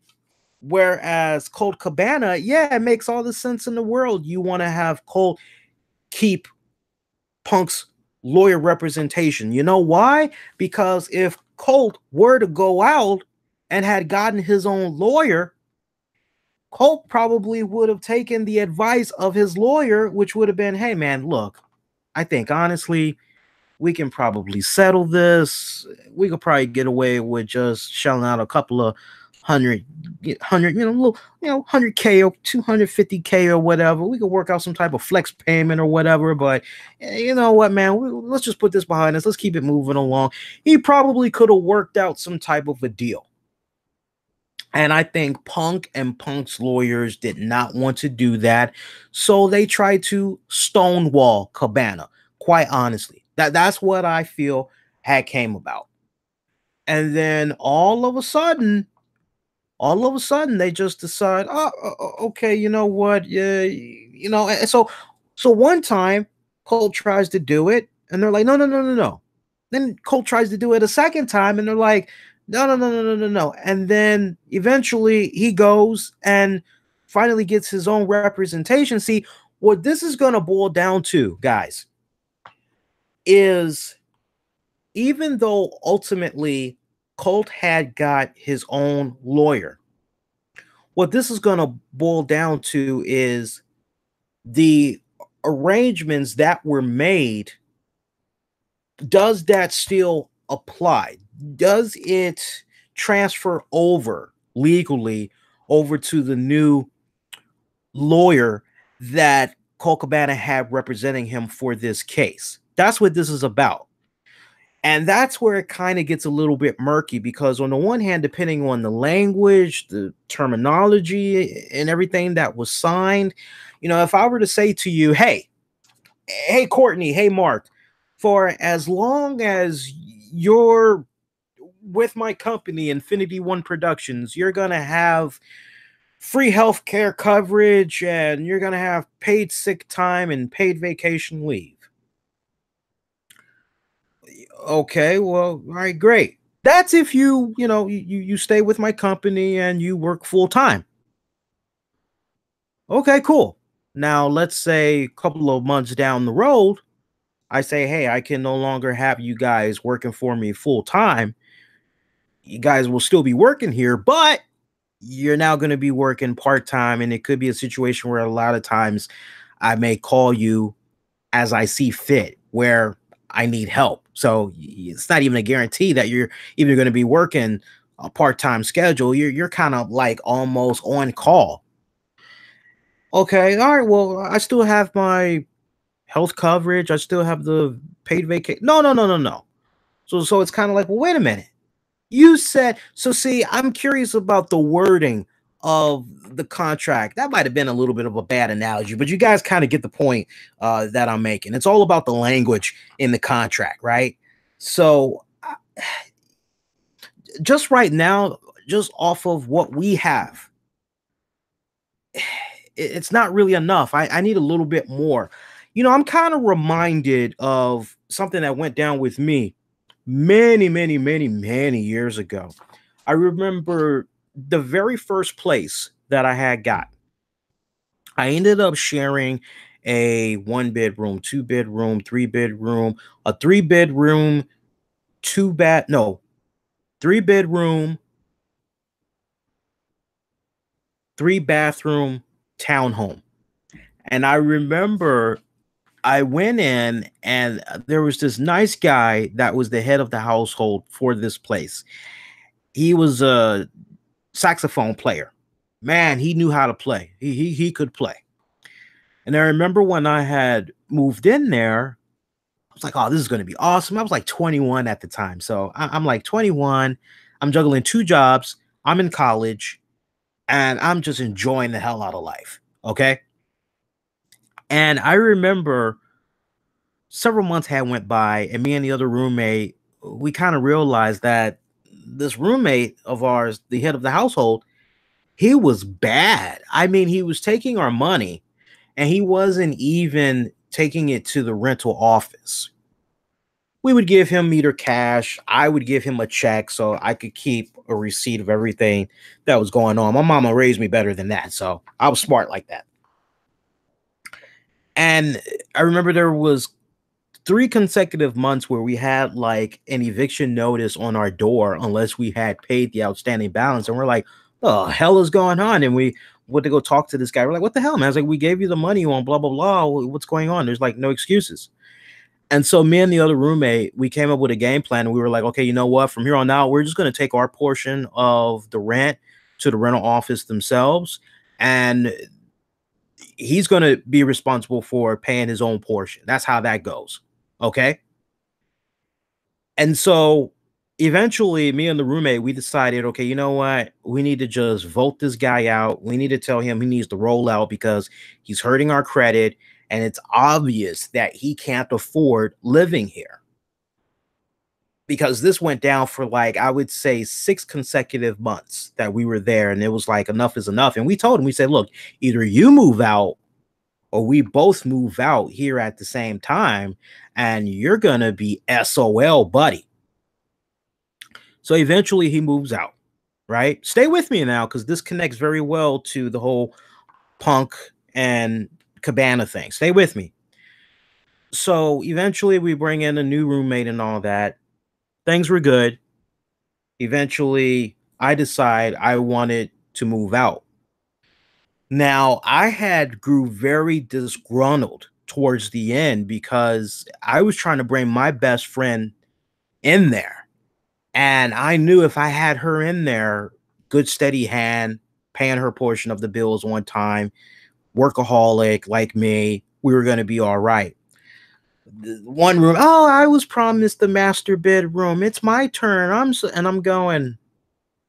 So I decided I was going to roll out. And sadly, I did not have my portion of the bill, the utility bills. I didn't have my portion of the utility bills at that time because I was just so fed up and I just decided, okay, enough is enough. It's like, why am I making the investment here? I'm just going to roll out. So I wrote a letter kind of similar to whatever potentially CM Punk might have said to Cabana, be it email and or text. In my case, I had written a letter and I basically had said, hey, blah, blah, blah. I just want you to know that, I'm going to be moving out on blah, blah, blah. Sadly, I'm just not in a position right now where I can pay my portion of this bill and that bill because I had to come up what I had to come up with for my first month's rent. and security deposit, new place where I'm going. However, once I get situated, give me about 3 months or whatever, I will gladly reach back out to you and we can make some payment arrangements. And I'll definitely do my best to pay you guys back. I would say about a month and a half went past. I'm at one of my jobs and I remember the receptionist. She goes, "Hey, Lee." It's like, "Yeah, come here a second. I got to talk to you." I'm like, "Okay." She's like, "This is for you." I'm like, "What the hell is this?" Looks pretty important. I BS you not, and I wish I would have saved it. It was a letter. There were two letters. The first letter was a letter from the producers of the Judge Mathis TV show. And the letter was very generalized. Anybody that has decided they wanted to take their spouse or friend or whatever to the Judge Mathis show, they'll tell you this. This is a generalized letter. And it's basically the executive producers. And they basically say, "Oh, we hear that you may have some type of a lawsuit litigation case that's going on. We would appreciate the opportunity if you could bring it to us for our show, blah, blah, blah. You can reach out to us at blah, blah, blah, blah, blah." I'm like, "What the hell is this?" I'm like, "Get out of here." Brings me to the second letter. The second letter I open up. Again, a month and a half later. I said, "Give me 3 months." Month and a half later, the bittered roommates, hell have no fury, like a female roommate scorned, decides that she and the other roommate, the new roommate, they're going to team up and they're going to take me to court. I'm going, really? And what was their proof? There was a Xerox copy of this letter that I had. Now, I didn't do a John Hancock on that bad boy, right? Normally, when you do a contract or whatever, you put your John Hancock and that's it. No, what I did was in a Sharpie, ended it with my name in print, but it was always in print, and that was pretty much it. So I get with my best friend and her man, and I told them what had went down, and they're like, "Well, this is all they have?" Even my own mama got it. All of a sudden, everybody wanted to be, when it counts the most, right? All of a sudden, everybody wants to be fucking Perry Mason, right? So they were all saying to me, "This is all they have on you?" I go, "Yeah." "Well, was it ever worked out? Like, is there something in print that says that each one of you guys is supposed to pay XYZ for your utility bills?" Like, "No." "And this is all they have?" Like, "Yeah." "Fuck them. Don't pay nothing." Like, "Are you serious?" Like, "Fuck them." It's like, because it's their word against yours. The judge, as far as the judge is concerned, anybody could have done that. They could have just gotten a friend or someone from off the streets and they could have did that. So no, there's no way that it's basically their word against yours. That piece of paper, it doesn't hold. They need to have a lot more than that. That's not really a binding contract. With regards to the utility bills, whose names were all on it? I said, "Well," I said, "it was my name and this person's name." It's like, "Yeah, but there still wasn't a binding contract that said you all were supposed to do XYZ." I'm like, "Yeah, true." "Fuck it, don't sign it. Yeah, no, don't show up. You don't need don't worry about it." So I didn't show up to the court case. And here I am all these years later. Obviously, it didn't work because I would have had my wages garnished and all that other stuff. So now bring it on home. You guys with me so far? Bring it on home.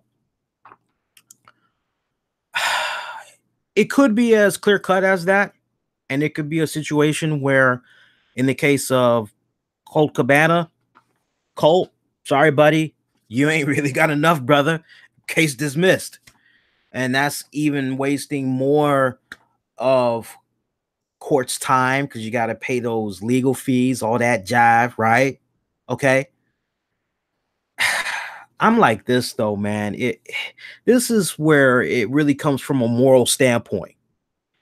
Man, if I say I'm going to do something, and I learned a very valuable lesson way back then. There's a good moral to the story too, because I did learn from that.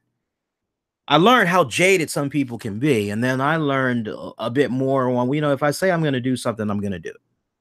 So I've always tried to be a man of my word unless otherwise, and you piss me the hell off. Even at that, I still try to be a man of my own word and try to go out the right way.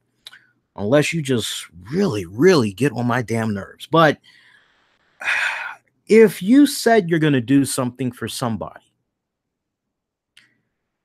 boy, I tell you what, man, to then switch it up, that's just not right. That's just not right, man. Like, you're not really a friend. It's like, damn, dude, were you even a friend to begin with at all? Or was this just a situation where you were just around me because it killed time, right? And it's sad when you look at these two guys, friends for a long time, all this crap is going on between the two. You're going, why can't you guys now, you as far as making up, you can forget it. You could just forget it. But this just looks bad on so many levels. And I really hope that a time comes way before this pro wrestling team meet and greet that Punk's going to be doing, if he's going to be involved at all, and way before that goes down. I really hope that this guy works with his PR team, puts out some type of a statement to really try and clear up the air, because you don't want this. You don't want this going into a pretty significant and important weekend for the free agency market of pro wrestling, for the independents. Yeah, you don't want this going. That it just looks so bad. You know, I'm like this. If I have a fallout with you, if I promised you I was gonna take care of your bills, if I promised that, hey, man, I'm sorry that your kids are starving. You know, if push comes to shove, I got your back, man. I'll give you whatever I can, even if it's not money. I'll give you food, whatever. To then go back on renege, because that's what this is all about. It's basically reneging. You just can't come back from that. And you know what? I would rather, if I have a fallout with somebody, I would rather take the classy route. Hey, I'm no longer associated with them, but I tell you what, that mother lover can't say anything bad about me because XYZ, I handles mine, right? I would rather it just keep it classy than to have that hanging over the head. And it's just really sad. So I don't know where this is going to be coming out, but this is one of those stories that's probably going to continue to develop. Let's switch it up a little bit. You guys remember Bull down in NXT? Well, he's actually making news right now. I want to give you guys a little bit of a heads up about him. He's doing something that's really cool. He is trying to help raise money for his friend Juice and her mother so they can go to WrestleMania next year. And the way you guys can help out is Juice is selling her handmade yarn bracelets.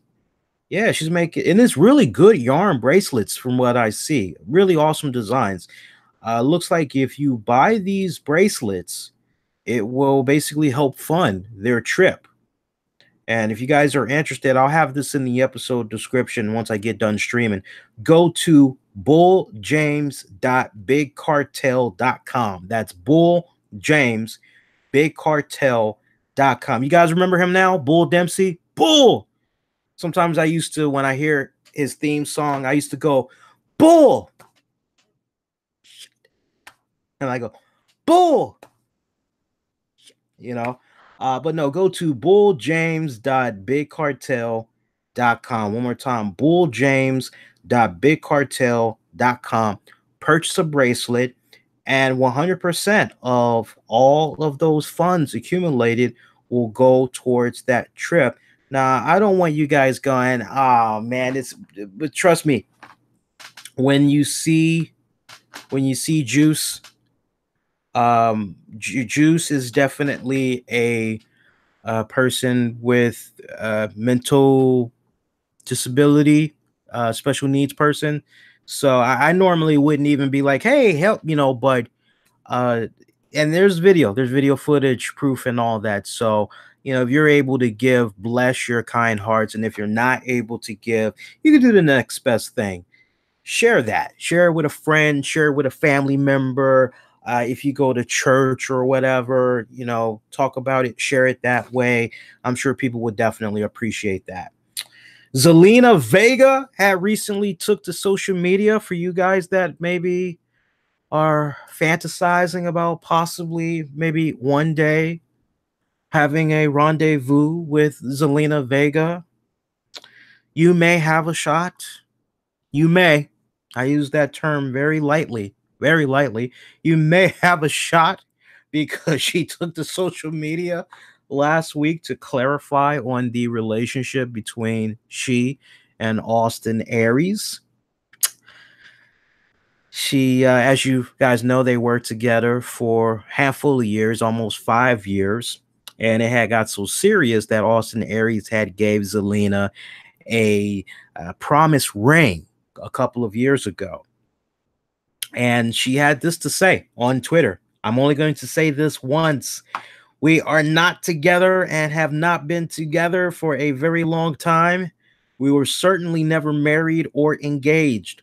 I've moved on a long time ago and do not wish to be associated with him.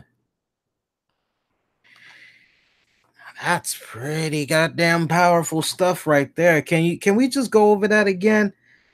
I am going to say this once. We are not, put that in caps. We are not together and have not been together for a very long time. We were certainly never caps. She put the caps on that one. Engaged, married. Engaged or married. I moved on a long time ago and do not wish to be associated with him. Boy, I tell you what, I've had a few relationships in my time, and I tell you what, with the exception of maybe maybe two that I can think of. Actually, no, one. I've never had any of my ex-girlfriends refer to me as him. You know, him. That's very interesting. It makes you wonder, you know. I don't like speculating, but it does make you wonder when you have somebody that's talking like that. It does make you wonder. One of the last things that Austin Aries had put out, he had congratulated her for her SmackDown debut that happened earlier, right at the start of the summer. Didn't say her or anything. He said straight up, "Congrats to my ex-girlfriend, Zelina Vega, on her SmackDown debut. I know firsthand all the time, effort, and sacrifice that went into making this special dream a reality." So I'm just gonna leave that one alone, man. I'm kind of getting my Wendy Williams big ass cup, and I'm just drinking that. Or in this case, you know, that's all I damn. Scandal. I love it. Meanwhile, Maria Kanellis, poor girl, she was at the WWE Performance Center trying to get ready, get toned up, get ready to go at it, get back out there on the road and everything. And the weirdest goddamn thing happens to Homegirl. Homegirl gets injured. She freaking breaks her wrist down there at the Performance Center, getting her training on. And she took to Instagram. The way it's looking right now, she's going to be out for about 6 weeks. So she's trying. She really is trying to make it be her goal to show up and be able to participate in this Evolution pay-per-view event that's going to be going down. But you talk about some really crappy luck. That's just really unfortunate. Let me see how we're doing on time here, guys. That ain't too bad. Let me see. Let me look at how much showtime we got left here. Because, you know, part of this whole new era, we're trying to keep the shows like as short as humanly possible, like 2 hours. Let me just see how many more topics I want to get into.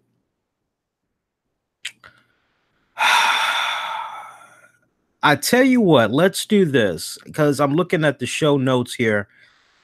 I wanted to talk a little bit more about Jerry Lawler because there's a follow-up. If you're following me on Facebook, I have shared the news that had came about from over the weekend because he had his attorney go over the photos of the way Brian was found, and there's some questionable areas that kind of make you go, that doesn't really look too good. And even a private investigator has chimed in. We'll talk more about that on YouTube. I'll do that this Thursday for you guys. Let me look at what else is going on. Randy Orton. Randy Orton. Do I want to get into Randy Orton? Yeah, man, there's like a, you know what? I'm going to go ahead. All right, Randy Orton. Randy Orton is being investigated right now for lewd misconduct and unprofessionalism in the workplace. I'm not sure how many of you guys had heard about this, but basically, this is kind of digging up some old stuff that has been floating around for a couple of years, but now, you know, it's resurfaced because it's kind of like one of those deals where you go, especially in this day and age, wait, this person behaved how? They operated how? What the hell? So you had a Reddit user by the name of Carter Vorez 31, and he had posted some details from an MLW podcast. It goes back to 2012, where former WWE writer Kurt Bauer had explained how Randy Orton would expose himself to new writers. So basically, Randy Orton would like get ready to meet you, and he would put his hand in between his trunks and just be rubbing the hell out of his genitalia area. Or sometimes it'd be a situation where he'd come in and he would just whip that bad boy out, and his hand would be on his member, and he would just be massaging the hell out of that bad boy, not in a masturbating type of way, but he'd get some of that funk juice all on his hands and everything. And then he would try to shake your hand. And then he would try to use his position in the company and say, "Oh, you're too good to shake Randy Orton's hand. You're too good to shake my hand. Is this a situation where I'm going to need to maybe go back and talk to Vince, talk to Steph, talk to Triple H, and tell them how you're not really being a team player, how you're being a little bit difficult with the talent?" You know, and you're going, whoa, whoa, whoa, whoa, whoa, whoa, whoa, whoa, whoa. Say what? And you actually had Ken Anderson, Mr. Kennedy. He actually went on record, a couple of shoot interviews and all that over the years. He talked about how one time Randy Orton was dipping his member, I want to say, in Ken Kennedy's boots, and Ken's like, Randy, what the hell are you doing, man? What's going on? And he was pretty sure that if it wasn't for Stephanie coming in there to talk to them about whatever, that Randy was going to force Ken Anderson to freaking shake his hand or something. And, since this news had came about, you even had Kevin Eck, who was one of the Raw writers. He jumped out there as the question was asked to him, "Have you ever shaked Randy Orton's hand?" And Kevin's like, "Hell no." Right? Freddie Prinze Jr., he wouldn't confirm or deny, but the reports, but he basically was like, "I avoided shaking his hand at all costs." So WWE, they've got their report out there that's basically saying, "We're investigating this. We're going to see what's going on with this," and pretty much the vague statement that you would expect from the WWE. But here's the real question. It's a two-parter. One, when was Randy Orton doing these type of acts? Like, from what time frame until what time frame? And then second of all, depending on when the last incident was that is established, like it's well known that, okay, this is the last time he did it, depending on how long ago it was, can anything even happen as far as a suspension? And I don't really think there is, because it's like, see, this is the thing in all forms of the workplace. Whenever something happens, you got to be up on it. As soon as it goes down, you need to go say something. And the longer you wait, the more time that goes past. Sorry, but that just makes you look bad, because it's like, okay, well, if this actually did happen, why didn't you come say something as soon as it had went down? Why are you waiting weeks or a couple of months later? And I know every single circumstance is different. Like, some people, they handle things differently. Some people that could be sexually harassed, I mean, right there on the spot, they could go, hey, this person did this to me. Some people could be a little bit traumatized. They could be led to feel a little bit embarrassed, ashamed, and they're reserved as a result.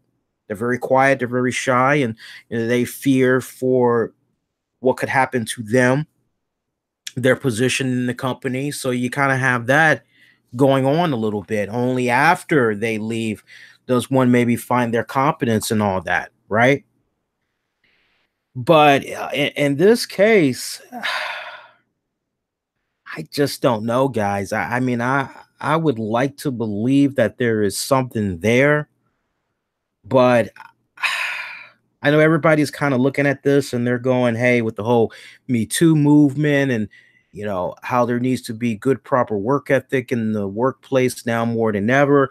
WWE being a traded company, to hear that this type of stuff is going on, I mean, it does look bad. It really does look bad, and I'm quite sure that shareholders, maybe advertisers, are a little bit interested in knowing what exactly is going on with their top superstars. But I'm gonna go out there. I'm gonna jump out there on a limb, and I'm gonna say that these past couple of years, we have gotten a more mature, more seasoned Randy Orton. I mean, my God, I honestly, I'm not saying that the people that are saying these things are liars. I believe they're telling the truth. Remember, this is the same Randy Orton. We've heard infamous stories of how he would pull really good ribs on people, right? So I think what this is just a matter of, is he currently doing this? And one could make the argument, I mean, my guy, you can go look at the Randy Orton DVD. He talked about how juvenile he was. Triple H talking about the number of times he had to pull Randy Orton to the side, kind of like a big brother slash dad, talking to the kid and all that. I would like to believe just everything that I've been seeing of Randy Orton these past couple of years. I'm sure you guys would attest to it as well as fans. He's really come off a bit more mellower. He's a lot more mature. It's really a family man. And okay, you need me to go out here, you need me to go do this, okay, all right, no problem. So I would be quite shocked if it's a situation where he's still doing these things. What do I see the end result being? WWE is probably gonna, I think it could play out two different ways. The first scenario, it could be a situation where the more fire is added to this story and the more people that come forward, then eventually you're going to have WWE, they're going to have to jump out there and release some type of a statement. They're going to have to say something.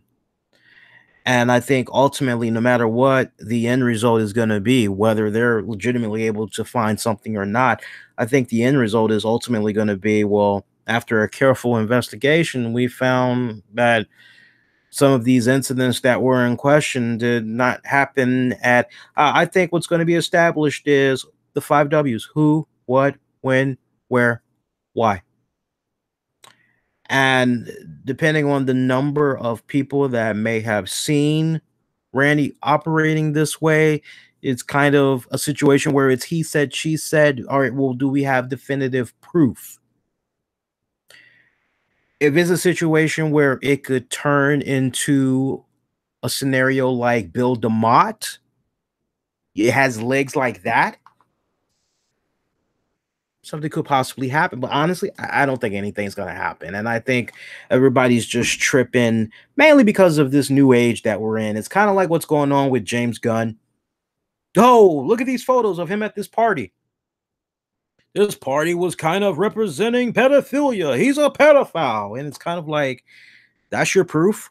That's no different than, hypothetically speaking, Chris Evans is at a house party for one of his friends, and all the people that are there are gay men, and he's posing with them. And the next thing you know, Chris Evans is gay, rendezvousing with men at a all-out orgy house. And it's like, no, he was just there hanging out, having a couple of drinks and some birthday cake because one of his best friends he grew up with in high school who's gay, that's how he wanted to do his birthday. And Chris Evans was, hey, I'm here for you, buddy. Speaking of, I'm here for you, buddy. Chris Hardwick. I don't know how many of you guys had watched Talking Dead from over the weekend, but he made a emotional return to AMC this week, despite the fact that he lost a couple of writers, staff members, one of his co-executive producers for Talking Dead. As soon as they found out he was being reinstated by AMC, this comes after that woman had said what she said, and you got to follow your nose. You got to follow the evidence. You got to, where is it? And I know, sadly, when something like that gets put out there, see, look, this person, if they were abused, why would they act this way? And no matter how you spin it, some people just feel that, no, they're guilty. That person's, they're still guilty. No, I believe they really did do something. And again, there's that silver lining known as the truth. We never, sadly, really will know what actually had went down. But what an emotional return that he had. I mean, to see the guy all teary-eyed and thanking the fans and, thanking everybody for their support. If you are a fan of Chris Hardwick, you couldn't help but really feel for the guy for all the stuff that he's been going through. And because at the end of the day, he spent all of those years building that name.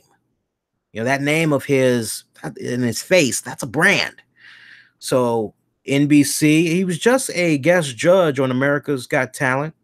NBC, they gave the green light for more episodes of The Wall. So I think they're currently in production for that right now. So I'm very curious to see this woman that said what she said. What is she going to do next?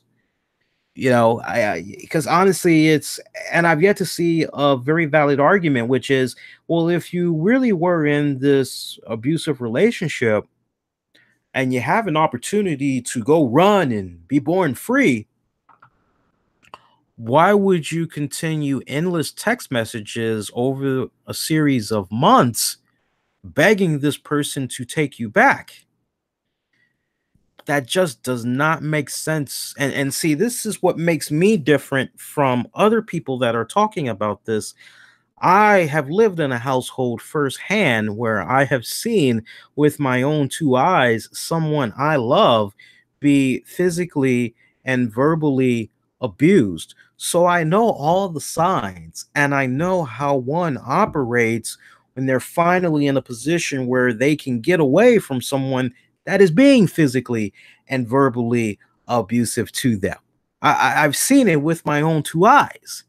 And usually 99.9, if not almost 100% of the damn time, somebody's like, okay, I can finally get away from. They're not going to be messaging that person back saying, please give me another chance. They're going to be saying, okay, I'm free. I've got a restraining order on his ass. He can't come with them blah, blah, blah, blah yards. I got a carry permit. If I see his ass, I'm going to shoot him on sight. To each its own. But I just think it's kind of weird how some people are handling this news about him being reinstated. All right. So other than that, see, I'm not going to get into that. All right. So here's what's going to happen. This is going to be YouTube exclusive. So you guys are going to actually be getting some pretty good content. Okay. So what I'm picturing is this Thursday, I will actually come back here. I will be live and I will go over the Summerslam and the NXT card for you guys. Okay. And that can be 30 minutes for all I care. It's all good for me, but we'll come back on YouTube. We'll go over that. Right. And then I'm thinking probably that Friday going into the weekend. Probably the only other pieces of news I didn't get a chance to really get into. Chris Jericho's been making the news. I kind of wanted to talk about that a little bit and offer a few ideas. And then, like I said, the stuff with Jerry Lawler. There's probably one other topic I'd like to get into, but I'm going to save that again for YouTube. So, I mean, it's kind of nice that we have nights like this where show does run into a little bit of OT, but you know, hey, it happens. Hey, want to give a shout out to our kind Patreon members because without their kind contributions, content like what you're checking out right now would not be made possible. So we definitely need to recognize them, and please consider being a Patreon member. You get exclusive content, bonus content at that, new and bonus, new audio, new video, all that good stuff. Get access to new podcasts. Only podcasts you'll be able to hear on Patreon. Sign up. Patreon.com/RCWR Show. Try it out. $5 a month. Money back guarantee. You don't like it at the end of the month, no problem. Hit me up. You'll get your money back. Shout out to our Patreon members, the beautiful and the lovely Courtney Summers. She's got that wrestling and metal podcast that's going to be premiering after the All In weekend event. So you love wrestling, you love metal, that's definitely a show you guys need to check out. Shout out to my good buddy Anthony Missionary Thomas of Wrestling Soup. I can't wait to hear their show this week because they were the first to report the news about Jim the Anvil Neidhart, and they got trolled, believe it or not, on social media for reporting bogus news. One guy in particular, where'd they name your sources, man? Journalists name their sources. It's like, no, they don't name their sources always, brother. Anyway, but shout out to Missionary. Shout out to Michael Wolf. Shout out to John Davis and Joe Raymond Jr. Shout out to those guys. Thank you for being our Patreon members. And that is going to do it. All right. So for those of you that are, show some love in the chat here. DJ, shout out to Mark. Doing good, brother. Shout out to the lovely Courtney. Shout out to Lee Strack. Shout out to Shaba. Every time I see your name, brother, Mr. Loverman, Shaba. Mr. Loverman, Shaba. Mr. Loverman, Shaba. Love that. See what else we got here. Shout out to Austin. Shout out to Steven. What else we got here? Am I missing anybody else here? Shout out to Catherine. Yes.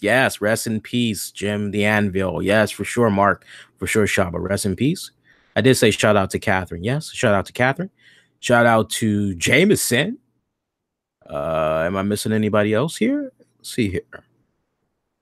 Yep, I got those. And shout out to anybody else I might have missed. Shout out to those of you that's going to be checking the show out live and or on demand. And yeah, those of you that's going to be waiting on the audio, give me about 25 minutes. I will have this ready to go. Okay. So your next edition of the RCWR show, YouTube exclusive. We'll talk about the SummerSlam NXT card going into the weekend. There'll be some bonus exclusive audio content you'll be able to check out on the channel. And then this Saturday, which is August the 18th, I'll be coming on. I'll be doing a after show talking about the NXT TakeOver event. So, yeah, definitely. That's going to be a solid show. Smashing is what I wanted to say. And then Sunday, August the 19th, we will have the SummerSlam after show soon as SummerSlam concludes. So looking forward to a great weekend of great programming that's going to be coming up, man. Be kind, rewind, check out previous episodes of the RCWR show you may have missed. Those of you that maybe want to hear a little bit more on my thoughts on the passing of Jim the Anvil Neidhart, on YouTube and also on the downloads is the audio for what I had said with regards to reacting to the news of his passing. It was about 30 minutes long. Honestly, I had a few people reach out to me and say, yeah, hey, pretty good job in your coverage of that. So do check that out. Appreciate that. And that's going to do it. Follow me on Twitter, Facebook, and Instagram. Use keywords, the RCWR Show. While you're at it, if you got Twitch, do subscribe over there as well, as I'm going to be utilizing that avenue a little bit more and uploading some cool content for you guys. Smash the like, subscribe.